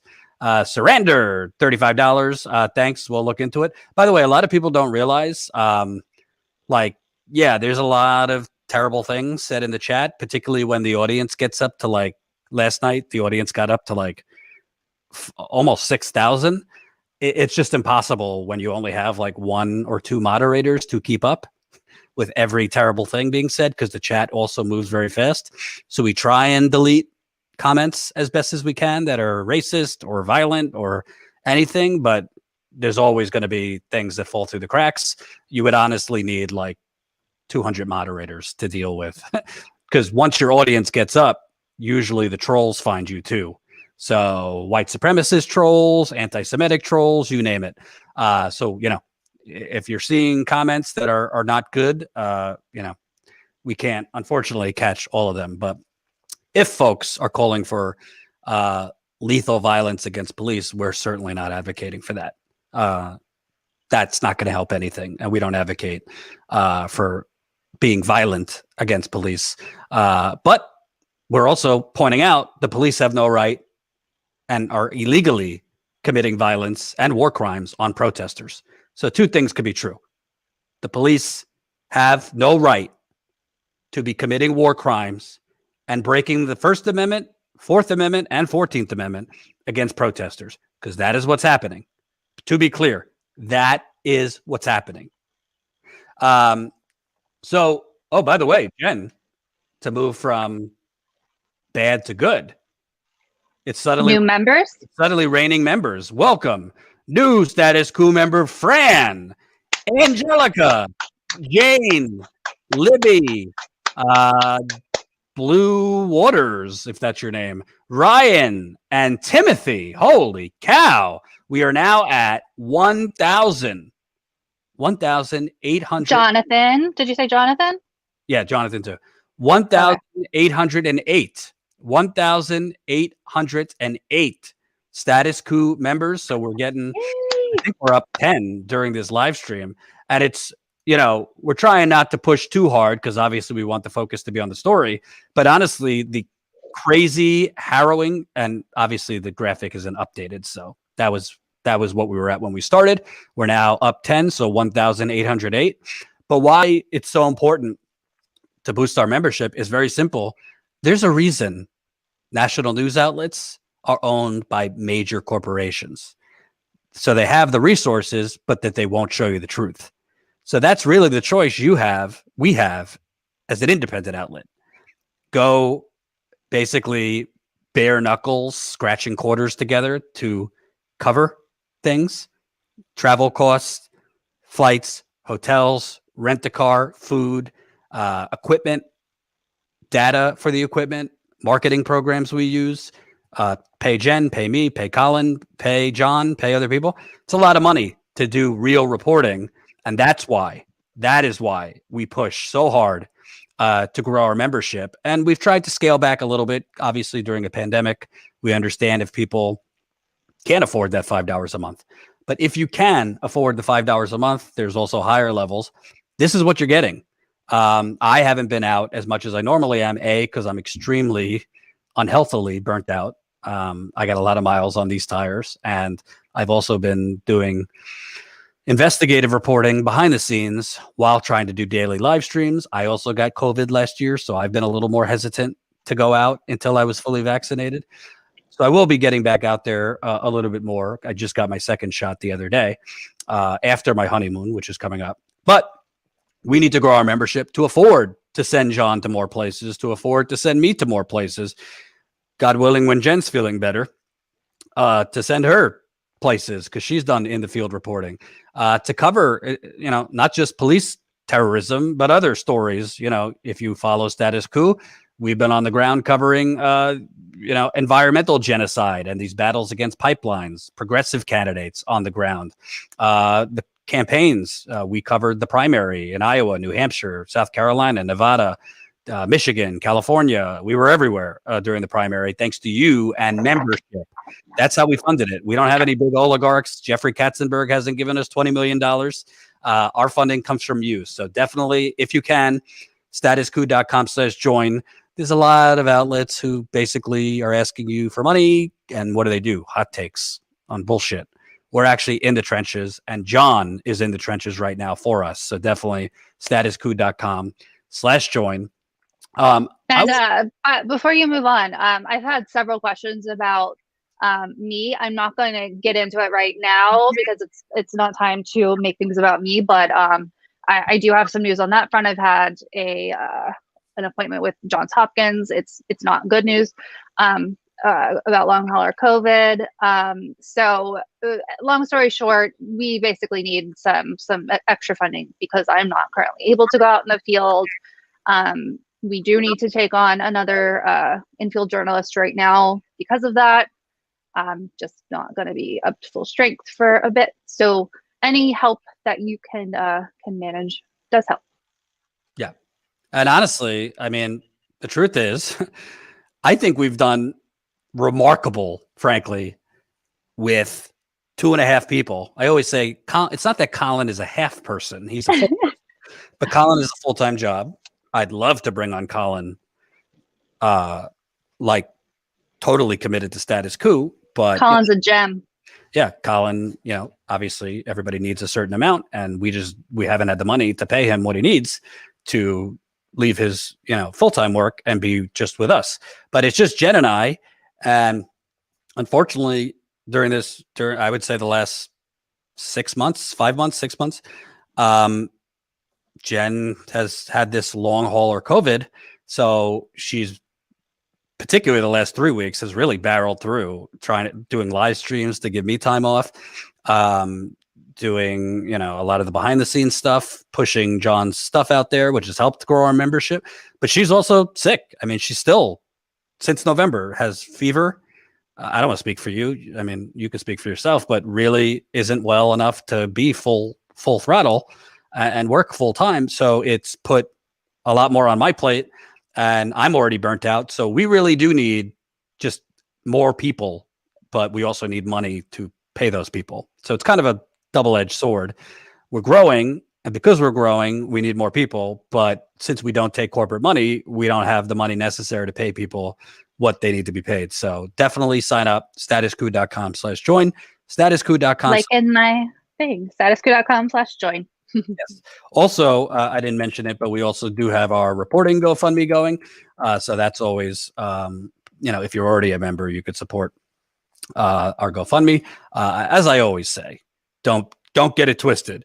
We do not have nearly $150,000 from the GoFundMe currently in pocket. If we did, oh boy, wouldn't that be glorious, Jen? That's sure would. That's how much we've cumulatively raised Since 2018. 2 years ago. yeah, 3 years ago. We've started and stopped the GoFundMe. Pushing it sometimes, not pushing it sometimes. Thanks, Eric, $25, Anonymous 27, Ruth 10, Juliana 25. So yeah, we're almost at 150,000 raised, but we have spent the overwhelming majority on it as we've gone. Field reporting, equipment, freelancers. We've used freelancers all over the country, paying them. So this is over 3 years now. We've raised this much, but our goal is 200,000. So we got a ways to go. But if you got a couple bucks, drop it in the GoFundMe. And I want to also mention before we wrap, Jen, that whoa, hold on though. We got welcome new Status Coup member Justin. Welcome new Status Coup member Matt. Oh my goodness, it's raining members. Holy cow. And by the way, welcome Justin and Matt. We're now at 1,811. 1,811. So we're up. I'm terrible at math. I think that's 13 new members. Since I can't count either. Yeah, I think that's 13 new members since we went live. So welcome to the new members, 1,811. But if you remember, Jen, we were I think like 50 to 60 away from 2,000 at the end of the primary. And then COVID hit. Our website got hacked. So whoever hacked our website, something went wrong and a lot of our members got purged. Thankfully, we were able to restore them. as we said back then, nobody's financial information was touched. But yeah, and due to COVID, we've just had people drop off and have to pull back their budget from things like status quo and things like that. But honestly, the more members we get, the better. Not only for funding us now, but also, to be honest, if we want to shop around and try to get investors, not corporate oligarchs, not Amazon, but progressive-minded people, it would be good to show them, hey, we already have this amazing base of support, not just subscribers on YouTube. We just passed 115,000, so we're rocking and rolling here. But welcome Noel or Noel. I'm not sure which. I think Noel. Oh, another one. Welcome. Let's see. Oh, I don't see that name. I think it's like Noel and Felicity. But it helps when you're trying to get progressive investment. When you could show, hey, we already have this solid floor of paid supporters, and the sky is the limit. So if we get the resources from more resources from an investor, again, sky's the limit of what we could do. We've already done, nearly 2,000 paid members, basically through a GoFundMe and small dollar subscriptions. So that's kind of where our mindset's at with that. So thank you, the demonstratively Dougie Dragon. I love it. Look at the doggy. $50. Thank you. I love that dog. Appreciate it. Dougie Dragon. And thank you. Yes. So before we go, I'd also like to say, whoops. I'd also like to say that a big part of what's going on is essentially, it's not just the corporate media. It's the politicians don't want to touch the police. The politicians are deathly afraid. The politicians are deathly afraid of daring to criticize the police because they're afraid if they criticize the police, it will be used against them, similar to the NRA. That a lot of politicians are scared to go against the gun manufacturers because they'll be carpet bombed with ads. Well, so they're afraid to go against the police because they will be carpet bombed as being anti-police. Well, at the end of the day, careful you don't turn into TYT. Newton, don't worry, we don't got 20 million. I got 20 million coming from Mr. Katzenberg, and we wouldn't take it. So thank you. But it really is part of the problem is politicians are more afraid of keeping their power. They're more interested in keeping their power than outraged about the black men being executed all over this country. And until that changes, between the media being complicit, the politicians being complicit, it's not just that they're bought off. They are afraid that if they come out strong against the police, that they will be punished for it politically. And until you get rid of that psychology that your political preserving yourself politically is more important than Daunte Wright or Adam Toledo or George Floyd or Trayvon Martin, Jordan Davis, Eric Garner, Breonna Taylor. I mean, the list goes on. We're going to keep playing this dance. Thank you, Virtuoso. $5. A police officer.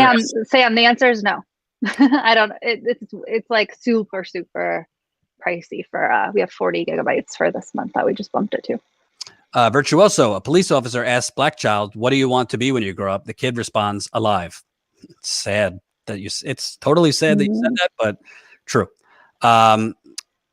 Did I miss a super chat? Because somebody said it's so hard to keep up. Yeah, it disappears, which is so annoying. I'm so sorry, guys, if we missed you.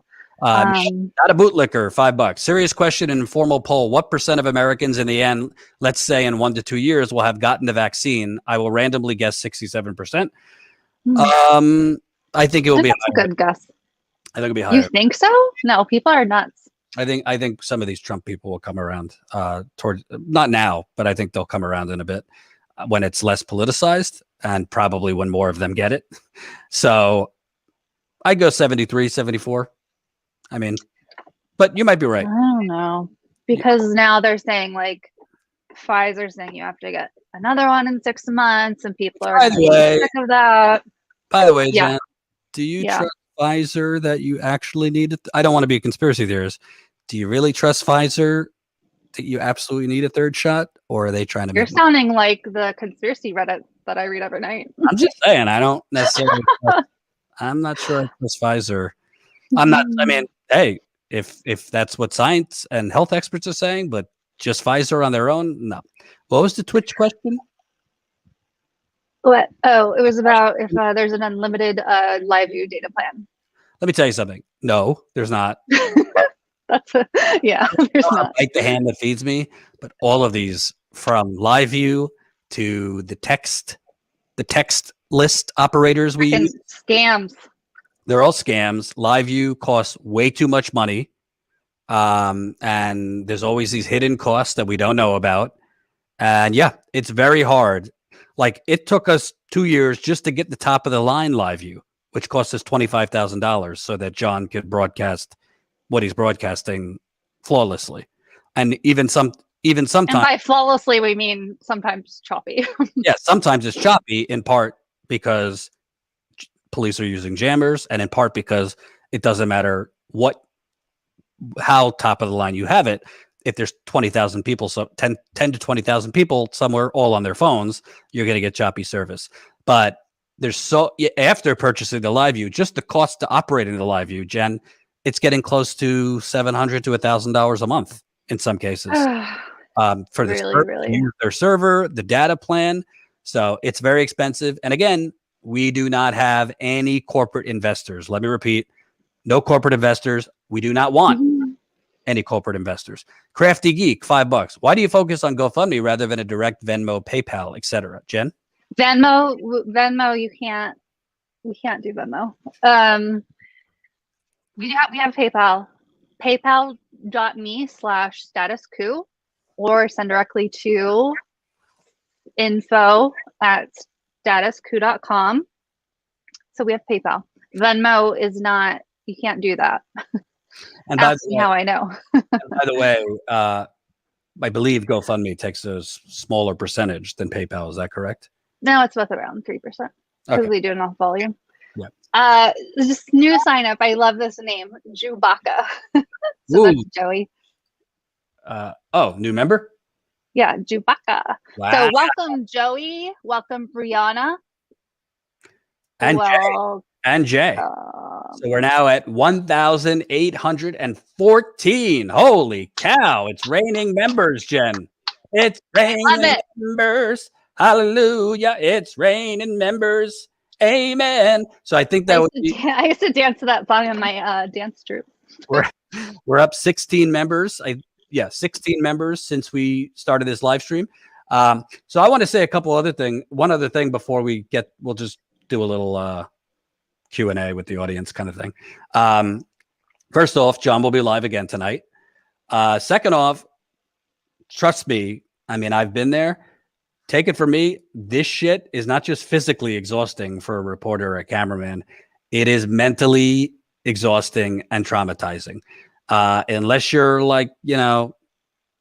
heavily medicated or on drugs, you can't help. Or even if you are heavily medicated and on drugs, I mean, you can't help but be affected and traumatized, frankly, when there are explosions going on around you constantly, pepper balls, protesters are getting shot at, you see protesters bleeding in front of you. There's trauma happening all around you over and over again. So definitely realize that, he's getting great footage, but realize that there is a mental component against the restrictions that California put in place. It's tough for John, and for me when I'm out there, a lot of this stuff is not easy. It's not, just getting the footage is half of it, but keeping your sanity is the other half. And he's doing great work out there. I wanted to show one more clip, Jen. Hold on, let's do a couple before these disappear. Lunasphere 199, you guys rock. Thank you so much. And Starks, $5. Any opinion on the New York City mayoral race? Winner becomes top cop. I don't know. I think Yang is a weirdo. I think he's probably gonna win. I don't know. I'm not really a big fan of Andrew Yang. I think he's a bullshit artist. That doesn't mean I'm not for UBI.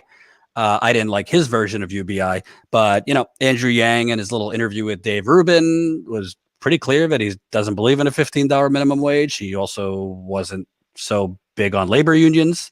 So that's kind of disqualifying. Jimmy Dore challenged him on those things, I think, when Andrew Yang went on. I mean, he's got charisma. He's pleasant. He's got that like, yay, optimism thing going. But I like that. He's also a dumbass. On National Pet Day, he posted on Twitter like, did you guys see this? He posted these really cute pictures of him with his dog, and he's like, happy National Pet Day. Here's my dog I gave away because my kid became allergic. And obviously, like, in the pet community, that's not something you would like post for. People got really mad. This is a good one. Michael Williams, $10 in the super chat. Jen, if you had $10,000 per month just to run the business, separate from salaries, would that be enough?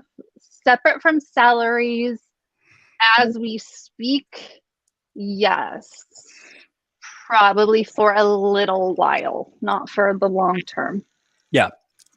Separate from salaries, $10,000 per month would... Enough is not the right word because it wouldn't be enough. I mean, there's other costs other than salaries. But as we grow, it would be marketing. Yeah, and, it would. You know, it would definitely. Like we haven't even equipment, upgraded equipment. You know. Yeah, we haven't even got into the fact that we're paying for a new website behind the scenes right now, which is not cheap. And we're trying to get other freelancers around the country to go live. But it would definitely put us in a much better position. That we could. Mm-hmm. It would put us in a much better position, Michael Williams. So if you got $10,000 a month and you want to talk, info@statuscoup.com. It would certainly take us to the next level and give a huge boost to our reporting. That's for darn sure. Right. So we also have a $25 one that I don't know where it went. Whoops, I didn't mean to do that. So sorry. Newton Iraq, I don't know where it went, but it's $25 for John's pocket snacks. We told him to get some whiskey yesterday, so I told him. Okay, Jordan wants credit for telling him to get whiskey, so everybody knows. Martin Boucher, I told you before, if that's not how you pronounce your name now, it is CHF. $5. Hi, I really like your work. Greetings from Switzerland, Martin. Thank you, Martin. Why, hello. So I think I lost my I wanted to show this clip because this was really powerful too. This is why what we do at Status Coup is so powerful, because we're not just showing you the horrible grisly moments and the illegal war crimes. We're also speaking with human beings, and what I'm about to show you, frankly, I don't think you're going to see on CNN because they don't want this kind of narrative out there. This is basically like a former rock rib conservative guy who saw the light on white privilege and is now steadfastly out there protesting on behalf of Black Lives Matter. Let me show you this clip.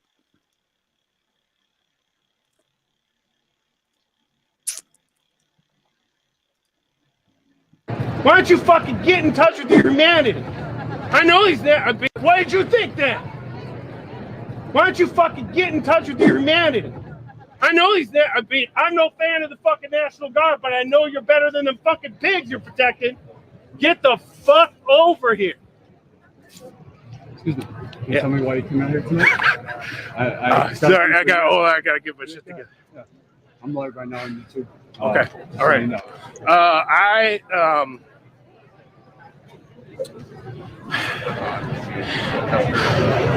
Man, I came out here because this is just like too much.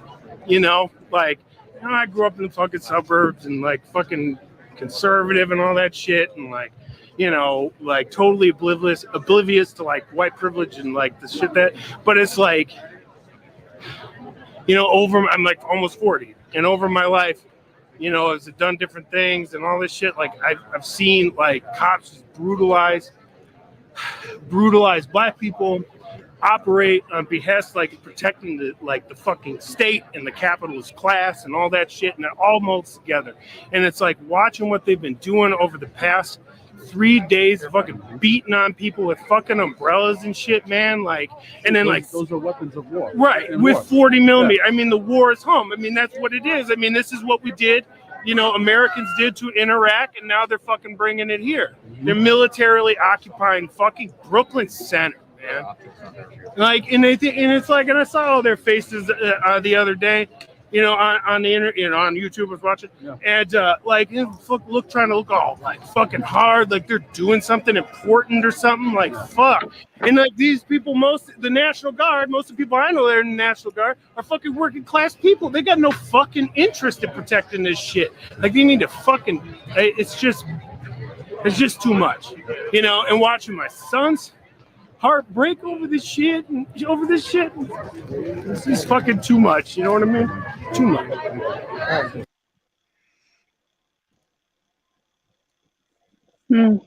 Just incredible. A lot of people reacted to that clip on YouTube. Because honestly, there's been this whole debate. Should we talk to like Trump Republicans? I don't know when this guy's like conversion came. A lot of people grow up in conservative places and turn left. But I think you should.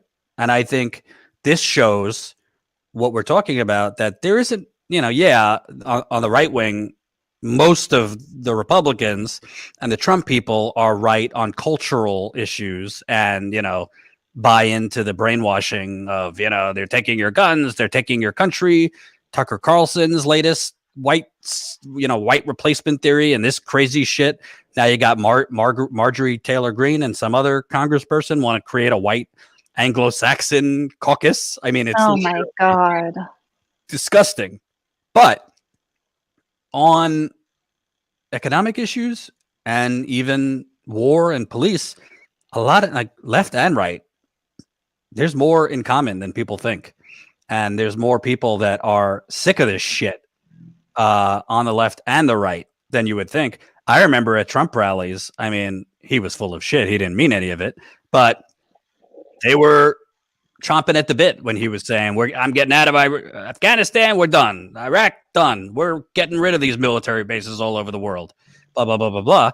Obviously, he didn't follow through on any of that, but there is an appetite for America to stop being an occupying force. And even some of these Trump supporters and Republicans don't think the police should be doing this. You saw with George Floyd. I mean, it was across the board. Even rock rib Republicans were like, this is heinous. So it was really powerful to see this guy basically say, like, I grew up in the brainwashing of a conservative suburban area, and I saw the light on what police are doing to black people. And now he's out, and he was choking up at it's affecting his kid. So I thought that was really powerful, Jen. Yeah. Yep. It was super powerful. Getting choked up. We don't what's happening. We don't want Jen to cry now. What's happening is really affecting people of all, political persuasions and backgrounds. And so you, of course, have these horrible people who refuse to see what's happening and have cognitive dissonance or whatever, but people are seeing it. And so that clip, I think, gives hope to a lot of folks. Absolutely. So we have up on the screen here, Louise Desjardins. Is there a way to send Status Coup a $250 check for a year membership with you guys? I'm Canadian and I love what Status Coup brings to the media table. Absolutely, Louise. If you email us at info@statuscoup.com, that's info@statuscoup.com, I can give you the address to send that to. I will also say it out loud right now. So address to Status Coup, 1350 Avenue of the Americas, floor 2-1005, New York, New York, zip code 10019. So 1350 Avenue of the Americas, floor 2-1005, New York, New York, 10019. But the easiest way, email us at info@statuscoup.com. Thank you. That's great. And we'll set you up with your membership. And by the way, if you're not allergic to tech, you could actually sign up as an annual member, statuscoup.com/join. you could, I mean, if you want to send a check, that's fine, but you could also sign up online as an annual member, because we have monthly options as well as annual too. Tony, I think you missed my super chat. Sorry, Tony. Sorry, Tony. I wish YouTube didn't get rid of them, because it's so hard to report and talk about these important things while the chats disappear. It makes it really difficult. So we apologize. Want to write down what you said in the chat? You don't have to leave another super chat, but if you want to write down what you said, we'll catch it and repeat it. So let us know, Tony. Heather Nelson left a $1.99 super sticker. Thank you so much, Heather. I don't know where it is. It just is like listing it at the top. So thank you. So I think I want to say, because John's going to be live again tonight, so definitely tune in. He usually starts around like between 8 and 9 Eastern time. So that's, I guess, 7 to 8 Central time. Based on what we saw last night, I'm pretty much accepting the same, if not worse. To go back to how we started, like, shame on Keith Ellison, the Attorney General of Minnesota, who was a progressive. I don't know what happened, but he's not operating as a progressive right now. That's for sure. He's filing motions to go against the ACLU. He's trying to make it where press can get rounded up. If they don't leave when the police order a dispersal. Like, I don't know, Mr. Ellison, if you read the Constitution recently, but the press don't have to leave just because police say to leave. If that were the case, we wouldn't have 90% of the historic photos and video that we do have, from civil rights to women's rights to LGBT rights, from protests all over the country. We would not have it if it was illegal for press to stand there if the police tell them to leave. The police don't get to tell press to leave from covering what the police are doing. That's the role of a free press. And I think you knew that. I don't know why that's changed. But Keith Ellison, Attorney General of Minnesota, former congressman, was one of Bernie's endorsers, was part of kind of the Bernie wing of Congress, ran for the DNC. I don't know. I mean, there's some good. He came in and increased the charges against George Floyd a year ago. But right now, he's really working on behalf of the police more than the press or the protesters, which is not okay. Right. The other thing is, you could call your Congress people this and that, but support the protesters in any way you can. I mean, obviously there's a pandemic, so not telling you to go out there, but definitely online, call out CNN, MSNBC, call this shit out. They are literally doing stenography for the police, which is not okay. They're literally doing stenography for the police. They are highly sanitizing what the police are doing and making it so this is just acceptable that they're using tear gas, which is a chemical weapon. That this is just acceptable that they're firing rubber bullets at point blank range, which can kill someone if you hit somebody in the head with a rubber bullet at point blank range. I saw in Standing Rock somebody's head almost get fucking shaved off from a rubber bullet in their skull. The pepper balls, all this stuff, they're physically and mentally traumatizing people. So I always say a big part of this is corporate media. I'm not, protest your government, but your government is allowing this shit, and your government is complicit in this because the corporate media is basically covering for them instead of covering it. Let me repeat. The corporate media is covering up what they should be covering. Corporate media is covering up what they should be covering. And if you watch a side-by-side tonight of John's stream, or you watch last night's stream, which is up on YouTube, I think he was live for 3 hours, and compare it to CNN clips, there is no comparison. CNN has way more resources than we do. They got way more cameras than we do, and way more reporters than we do. They could be showing what we've shown. They choose not to. It's a choice not to. And if they did, by the way, there would be more pressure on police, because upper middle class white people watching in suburbia, CNN and MSNBC, actually would be ticked off about it. But they don't see the horrifying images we're showing you. They don't. Thomas, does Status Coup hire people? I'm only 17, but eventually I'd love to do work with you guys, even just volunteering. Jen? So I first of all want to say I think it's amazing that you are already this informed and interested and awesome at age 17.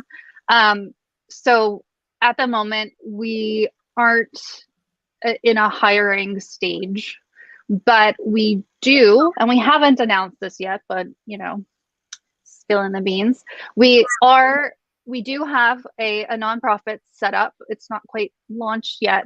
It's called Status 99. So through Status Coup, we are a for-profit. So we cannot accept volunteers through Status Coup, but Status 99, which represents the 99%, we can accept volunteers. And so, yes, we are open to accepting volunteers through that. You being 17, you would need parental permission. But if you are interested, go ahead and email us at info@status99.org, info@status99.org, and we can talk. I can't say it'll happen like imminently, but let me know what you're interested in helping out with. And so I think it's awesome that you're interested. Thanks, Thomas. And we just got a new Status Coup member. Welcome to the party, Charles. Holy cow. So we're now at 1,815. 1,815 Status Coup members. So that's up. What is that? We're up 17 new members. 17 new members since we went. Whoa. I think we could reach 2,000 pretty soon. Keep it up. Tell your friends and family. I think we could reach 2,000 during this live stream if we just stay live for the next 40 days. We're now at 1,815. I'd love to get more members as John is continuing to report out there. So definitely check it out. We're showing you our work. We're not telling you, we're showing you this amazing work. And John has been doing great work. Gino, $20. Has Sarah Seidner invited John on her show or asked you for the footage of #Appgate? Also, buy t-shirts, guys. Yes, we do have a swag store. Good reminder. Has Sarah Seidner invited John on the show? No. No, she has not. Or asked for the footage? Nope. I mean, unless I missed her tweet response to me. She didn't ask for the footage, but I gave it to her. So, again, Gino, I mean, not that you're naive or anything, but Sarah Seidner, they're trained to just kind of sanitize things. They're trained to this side's saying that, the police are, spraying fucking tear gas and pepper bullets and tear gas and rubber bullets and pepper balls and but the protesters are throwing water bottles. So, it's basically a wash. So yeah, no, Sarah Seidner is CNN actually to their credit did interview John for something they did care about, which was the Capitol insurrection, because it was a huge ratings bonanza for CNN. Right. But no, they have not invited John on, and I'm not holding my breath. And let's just call it what it is. I don't know how we get that off the screen. I have to click on it or replace it. So I can find it again. So I mean, let's just be clear. He's going live tonight. There's risks with arrest and other thing. So that CNN don't have. I mean, what is it? At the George Floyd thing, CNN's reporter got arrested for 5 minutes, and they ran with it commercial after commercial and made it into this amazing promo that their reporter got arrested, but then was released within 30 seconds. Yeah. Guess what? I spent the night overnight in jail. I think it was 17 hours. Oh my God. I was freaking the hell out. Yeah. And people have had it much worse than I did. The press that have been in jail for days, if not weeks. So CNN's reporter, sorry you got arrested momentarily, but they took Jordan's glasses. Yeah, they took my glasses, and I can't see without my glasses. So, Yeah, the police will talk to John. CNN will talk to John if it's for something that they're very, very interested in, which is the insurrection, which was, Trump. That's a rating bonanza for them. Police aren't going to talk to John or anyone else if it's showing the police terrorizing press and protesters. That's the difference. And by the way, some kneeling protesters getting shot at. No, they don't. Right. Care. And by the way, there is an elitism. There is an elitism baked into CNN, MSNBC, New York Times, Washington Post. They'll be aggrieved if like a reporter from like the Des Moines Register or Washington Post or one of these, bigger national or local outlets is detained or arrested. Then they'll cover it. If it's Status Coup or me when I was at the Young Turks or, Unicorn Riot or whomever, independent journalists, they could care less or could care less. I always get that one wrong. They couldn't care less. Excuse me. They couldn't care less if it's a non-corporate journalist that they don't see at the fucking Christmas party. They don't care. So, and you might say, well, Jordan, anyone could like put on a press badge and play journalist. Well, I'm not a big person on credentialism. I mean, I think if you have a camera and you're trying to depict what's happening, you are a journalist. There are activists kind of playing journalists who are also like, protesting while covering it, protesting while shooting it on their feeds. Like, okay, maybe there's a gray line there, but like, CNN couldn't care less if it's a non-person in their club that's detained. They couldn't care less that literally the Minnesota Police Department right now is essentially asking journalists for their papers. That's what's going on. Yeah. And storing, taking photos of them and storing them in an app. By the way, we don't know where that app is going. Mm-hmm. We don't know if that app and this database is going to the Department of Homeland Security or the FBI or the CIA. So if we think that it's just being stored locally and it's not going further up, if we think it's not going to Microsoft or Apple or Amazon, then you don't know big tech, and you don't know the big tech seizure of our government and country. So yes. Miss anything, Jen? Welcome, new Status Coup member Matt Doherty. Whoa! Now we're reigning members, 1,816. So we are up 18 members, Jen. We're up 18 members. Incredible. We're only 2 members away from 20. Maybe we should just stay live till we hit that 20. Good. We're at 1,816. 1,816. Two more. 2 more would get us to 20 new members while we're live, which is awesome. Not gonna lie, it's been a little stuck recently, in part because of the pandemic, in part because we couldn't travel and cover things. So this feels good. This renewed reigning of members feels good. Right. And it's because this is what Status Quo is all about, this in-field journalism. Yeah, so definitely, I know there's 2 more souls in there that want to sign up, get us live. And by the way, she won't say it. Jen's sick.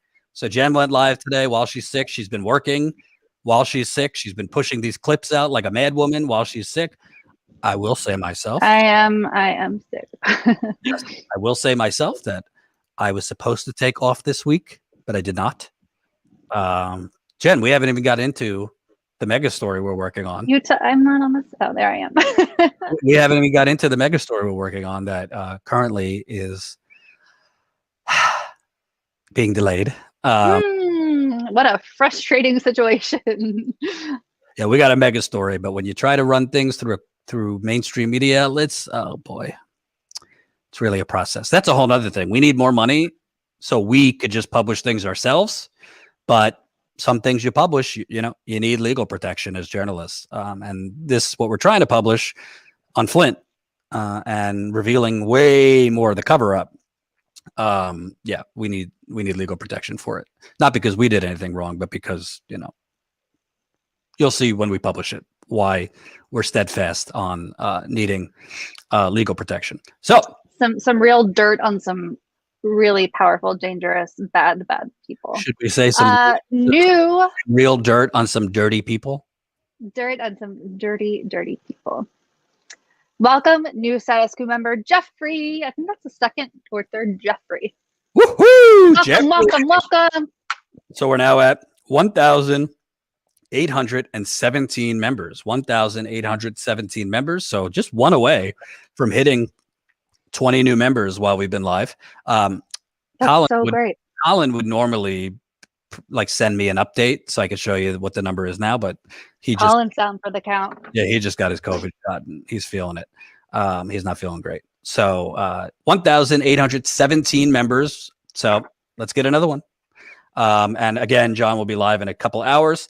Not a bootlicker, $5. You're pretty polite about not calling TYT out directly for their donation drive to fuel journalism ratio. But seriously, what's up with TYT on that? Do they even do field journalism anymore? I don't think they do. Not a bootlicker. Have you not been watching this channel? I've called TYT directly. Yeah, he's not very shy about it. So, I don't want to make this about TYT because this is about what's going on in Minnesota. But let's just be clear. TYT, what was it, 3 years ago at this point? I don't know. Did a fundraiser to raise $2 million. Oh, it's longer than that. To hire other journalists.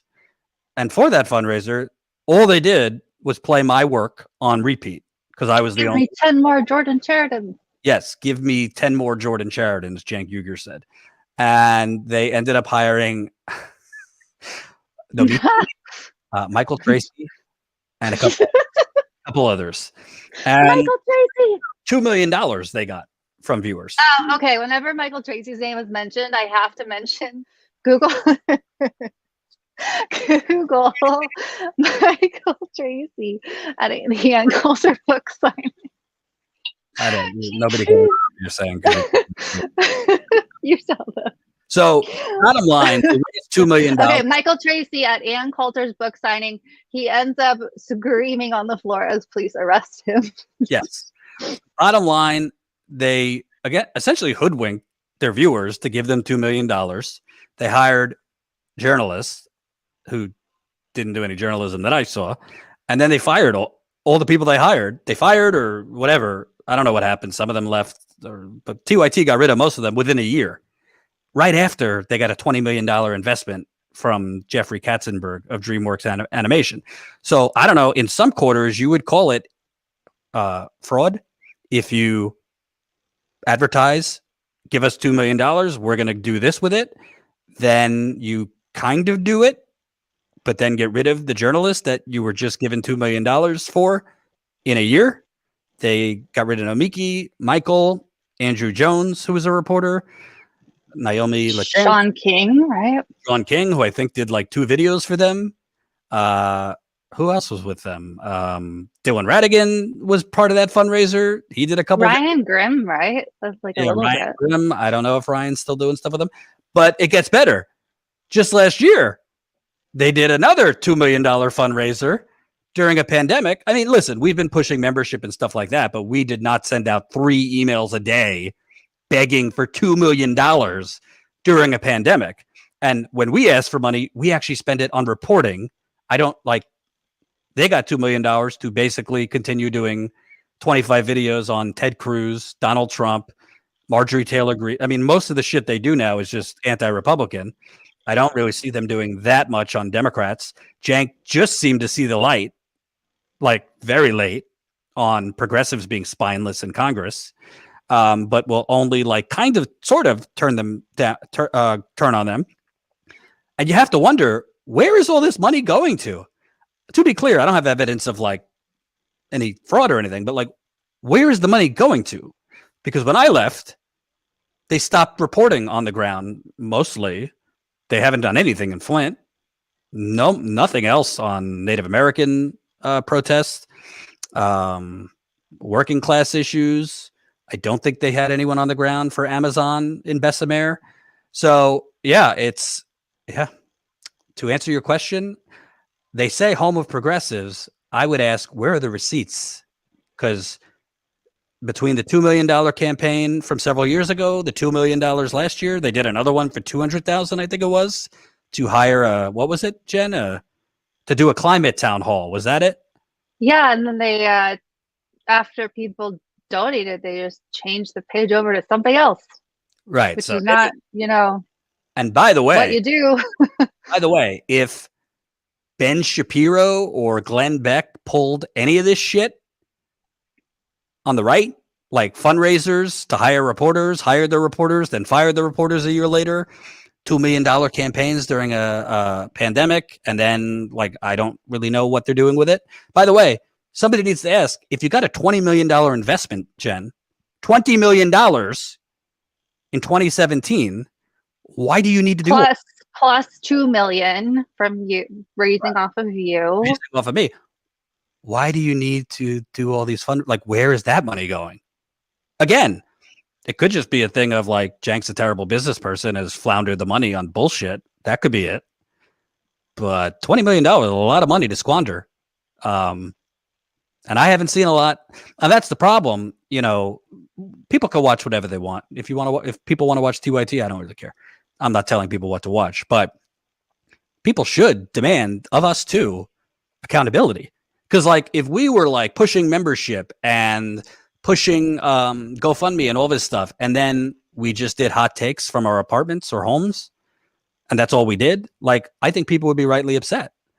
But we, even during a pandemic, as much as we can within safety, have been out there. But when outlets are asking for an extraordinary amount of money, mostly from working class people, I mean, Jimmy says from poor people, they've been asking money. And then what are they doing with it? One has to really wonder. You got me on a real tangent, not a bootlicker.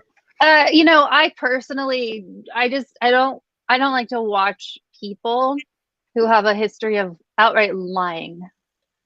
So, just saying. Are you saying they lied about somebody? They lied about somebody. They lied outright about somebody. And they still have those lies up, I think. Yeah, and if there wasn't let's just say one day if Status Coup gets big enough, oh boy, am I going to fucking drop the veil. I don't have a muzzle, so just saying. Yeah. Let's just say I'm slightly muzzled because of certain things, but one day if Status Coup gets big enough, oh boy, am I going to unload. And it's been fucking wonderful because there's so much shit that if people knew only knew the shit. Oh my God. If people knew the shit that they pulled on me years ago, they would not be calling themselves home of progressives. So anyway, let's get back to business. By the way, 2 new members. Holy cow. Do we? Oh, good. Yeah. I was about to say, we need 2 more. Brian just signed up. And you got Jeffrey. So now we're at 1,819. So 21 new members since we've been live. Holy cow. Thank God we went live on a Saturday, Jen. Yay. 21 new members. That's awesome. We don't want to stop there. Keep signing up. If you're new to us, we do have a lot of new subscribers. This is what we do in the field reporting. I have been on the ground in Flint, Michigan 17 times. Jen, I think you're close to 10 at this point, right? 7. Yeah. So we've been covering the ongoing Flint water crisis for years. Primarily, most of the times I've been there have been long before the national media cameras left. We've covered environmental protests against pipelines. We've covered when General Motors laid off 15,000 people after getting a $51 billion bailout. I was on the ground in Detroit and Ohio. We've been in Seattle covering Amazon's economic terrorism that is creating a homeless utopia. Again, we were on the ground during the primary. Homeless dystopia. Yes, we were on the ground. Iowa, New Hampshire, Nevada, South Carolina, Super Tuesday in California, Michigan during the primaries, giving you coverage. I didn't see TYT covering all that on the ground. California wildfires. California. Jen was in California covering the wildfires. You were in Portland. Border crisis. You were in Portland covering the Proud Boys with your American outfit blend into the protests. I've covered rubbing elbows with FBI informant Enrique Tarrio. I've covered way more Trump rallies than my mind can handle, and I have the PTSD to prove it. So yeah, getting called a demon Jew by Trump supporters in Wisconsin. Yeah, we've been around the block. And we've done it with no corporate funding. And let me tell you something. There's been times when it's been difficult, and we did not know if Jen's usually more optimistic than I. I'm a Debbie Downer most of the time. But D-Dog, $5. They're union bust. They are union busters. Yes, they are union busters. Right. Thank you for the super chat. So we exist to give the microphone back to the people and to cover what the corporate media covers up. Let me repeat, what the corporate media covers up. And we will continue doing that as long as we have air in our lungs and people to support us. So keep signing up, statuscoup.com/join. Jen, any parting words before we bid adieu? Statuscoup.com/join. I would just say definitely keep an eye on this channel, youtube.com/statuscoup if you're watching elsewhere. But you never know with YouTube. You definitely won't get notified through YouTube. So also, if you don't have an account yet on Twitch, I urge you to sign up there. Their notifications are much more reliable. Twitch.tv/statuscoup.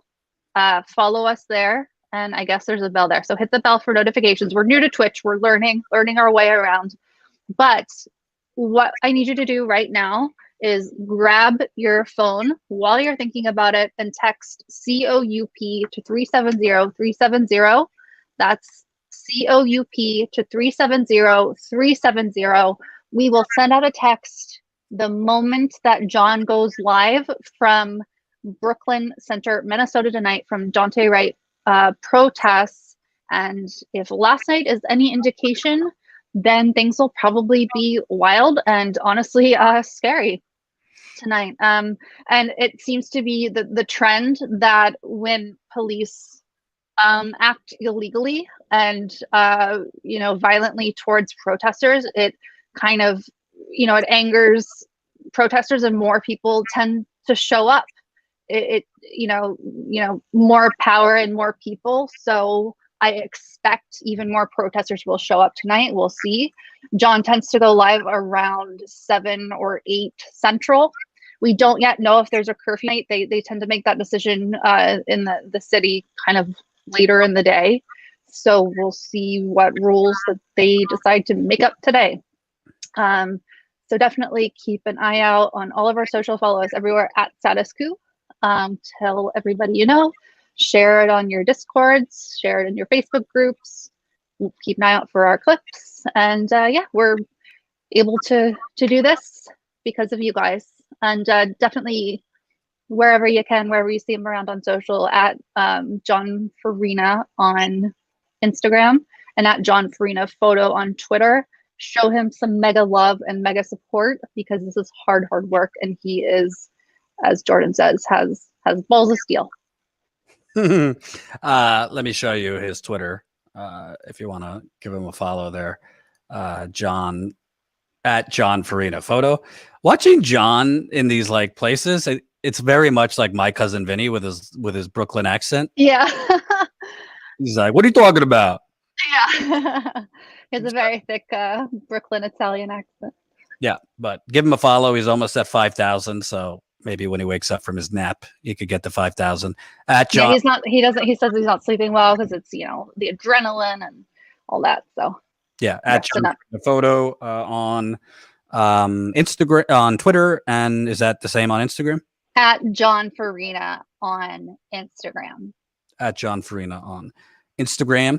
And I think tune in tonight. Again, get on our text list so you will get a text alert, because if YouTube will notify you the next calendar year when we're live. I haven't even gotten into YouTube, by the way. I'm not going to bother right now, but I got an email from YouTube that was so fucking, I guess you could say outrageous, but with YouTube, it's past outrage. They openly admitted in writing, which I will show this week, that they're rigging their they didn't put it this way, but essentially they're admitting they are rigging their algorithm to stuff your feed with Wolf Blitzer, CNN, MSNBC, and essentially bury independent media. So don't let them bury us. Join our text list so you don't have to worry about getting an alert from YouTube. You'll know when we're live because you get a text message. By the way, part of why we need you to sign up as a member, GoFundMe, all those things. It is the biggest, other than for-profit healthcare, this text message program is such a it's insanely expensive. It's nuts. It's only the best way we know to contact you guys. Yeah, just to grow our text list, like every person that signs up, it's like, I don't know, it's like, it feels like an extra $100 for every person we sign up. It costs 2 cents per person per text. And so we have about 1,400 people on our list right now. We want to get that up. Mathematicians, you figure that out. I mean, we're not happy to spend the money because we shouldn't have to do this. But at this point, we need people to know when we're live, and you're not going to definitely get an alert from YouTube. So it don't cost you any money. Sign up, text 370-370 and type in Coup, C-O-U-P, C-O-U-P. All right. Jen, good work. I hope you feel, Same to you. Hope you're feeling better. We'll be back at it tonight with John out there. And yes, follow us at Status Coup on Twitter. We're almost at 70,000 on Twitter, which is awesome.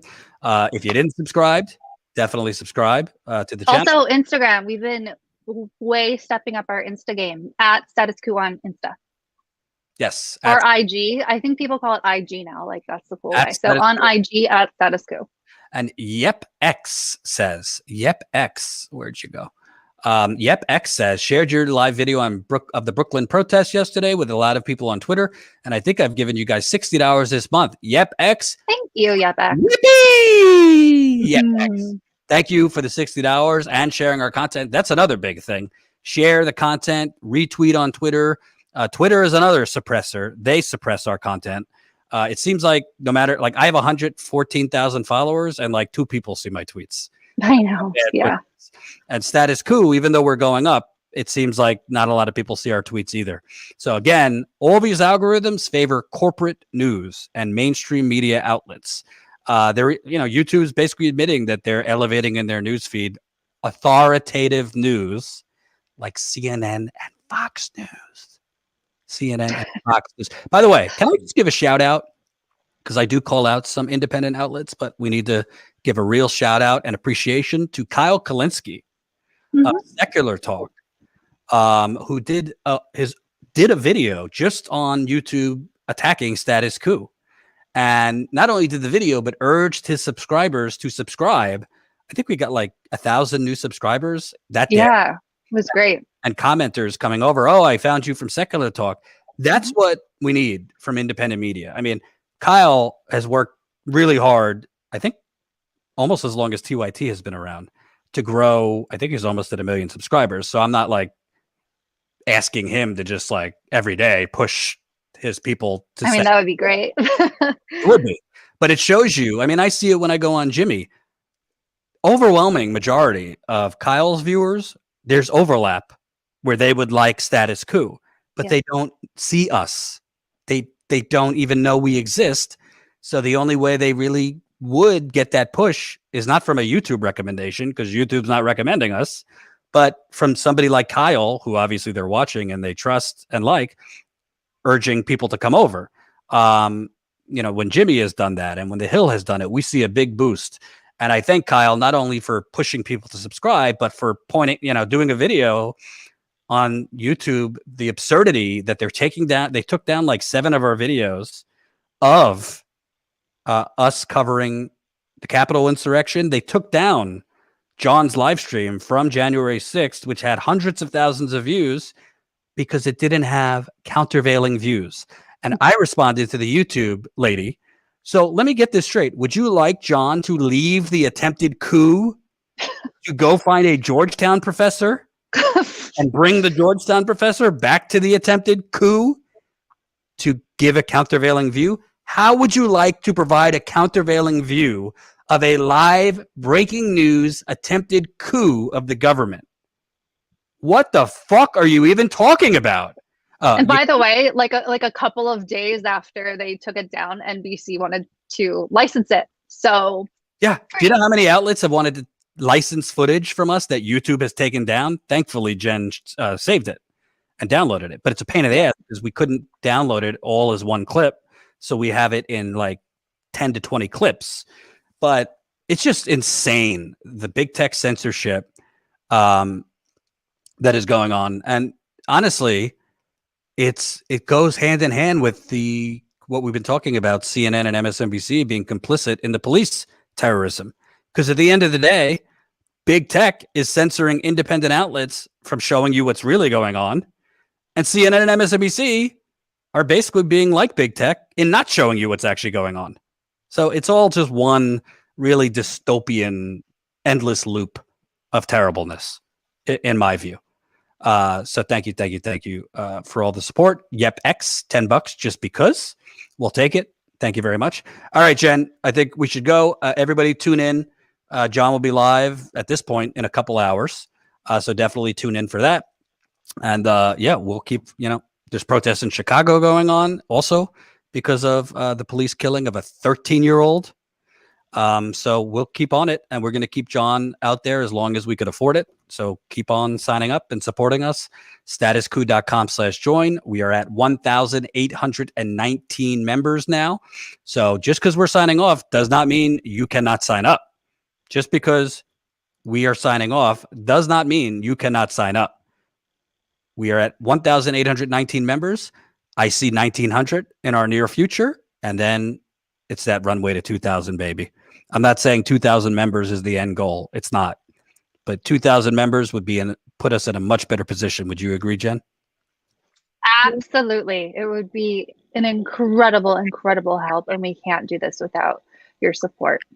Fusty Ferret, become a member of Status Coup and get behind-the-scenes reporting and access to our members-only Discord chat for just $5 a month to help us grow at statuscoup.com/join. Thank you, Fusty Ferret. And by the way, he's an incredible Twitch mod.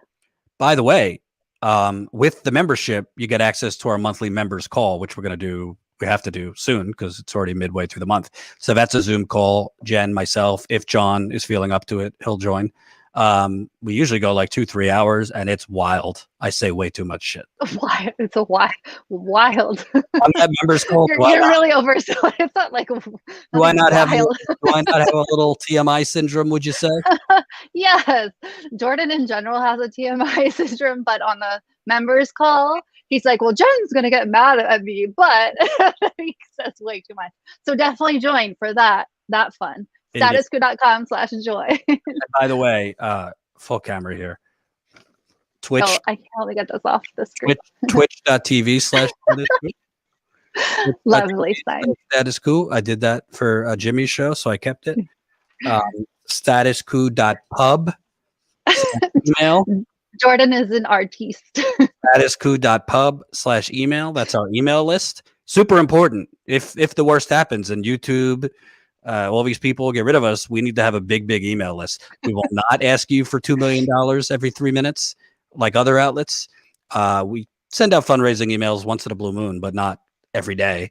But you will get emails from us with breaking news, some of our clips from these live streams, other things. So sign up, statuscoup.pub/email. And of course, statuscoup.com/join. By the way, you know how many of those I had to throw out? I'm hurting the earth because it was too small, or it was or the handwriting was sloppy. For these 3, there's probably 10 others that went in the garbage. So I apologize to Greenpeace, and all the pissed off people that I'm wasting paper. Anyway, thank you for watching. John will be live in a few hours, and Jenn and I will be live again just got another new member as we were signing up. Nash. Woo! Nash. That's a cool name. Nash. So we are now at 1,820. So 22 members we gained. 22 members since we signed up. Thank you, Nash. Appreciate it. And we'll be live as news develops. So 1,820 members we're finishing with, and again, John is not like pushing membership hard while he's live. We don't expect him to, but definitely tell people in the live stream tonight, sign up, support this journalism. It's not cheap.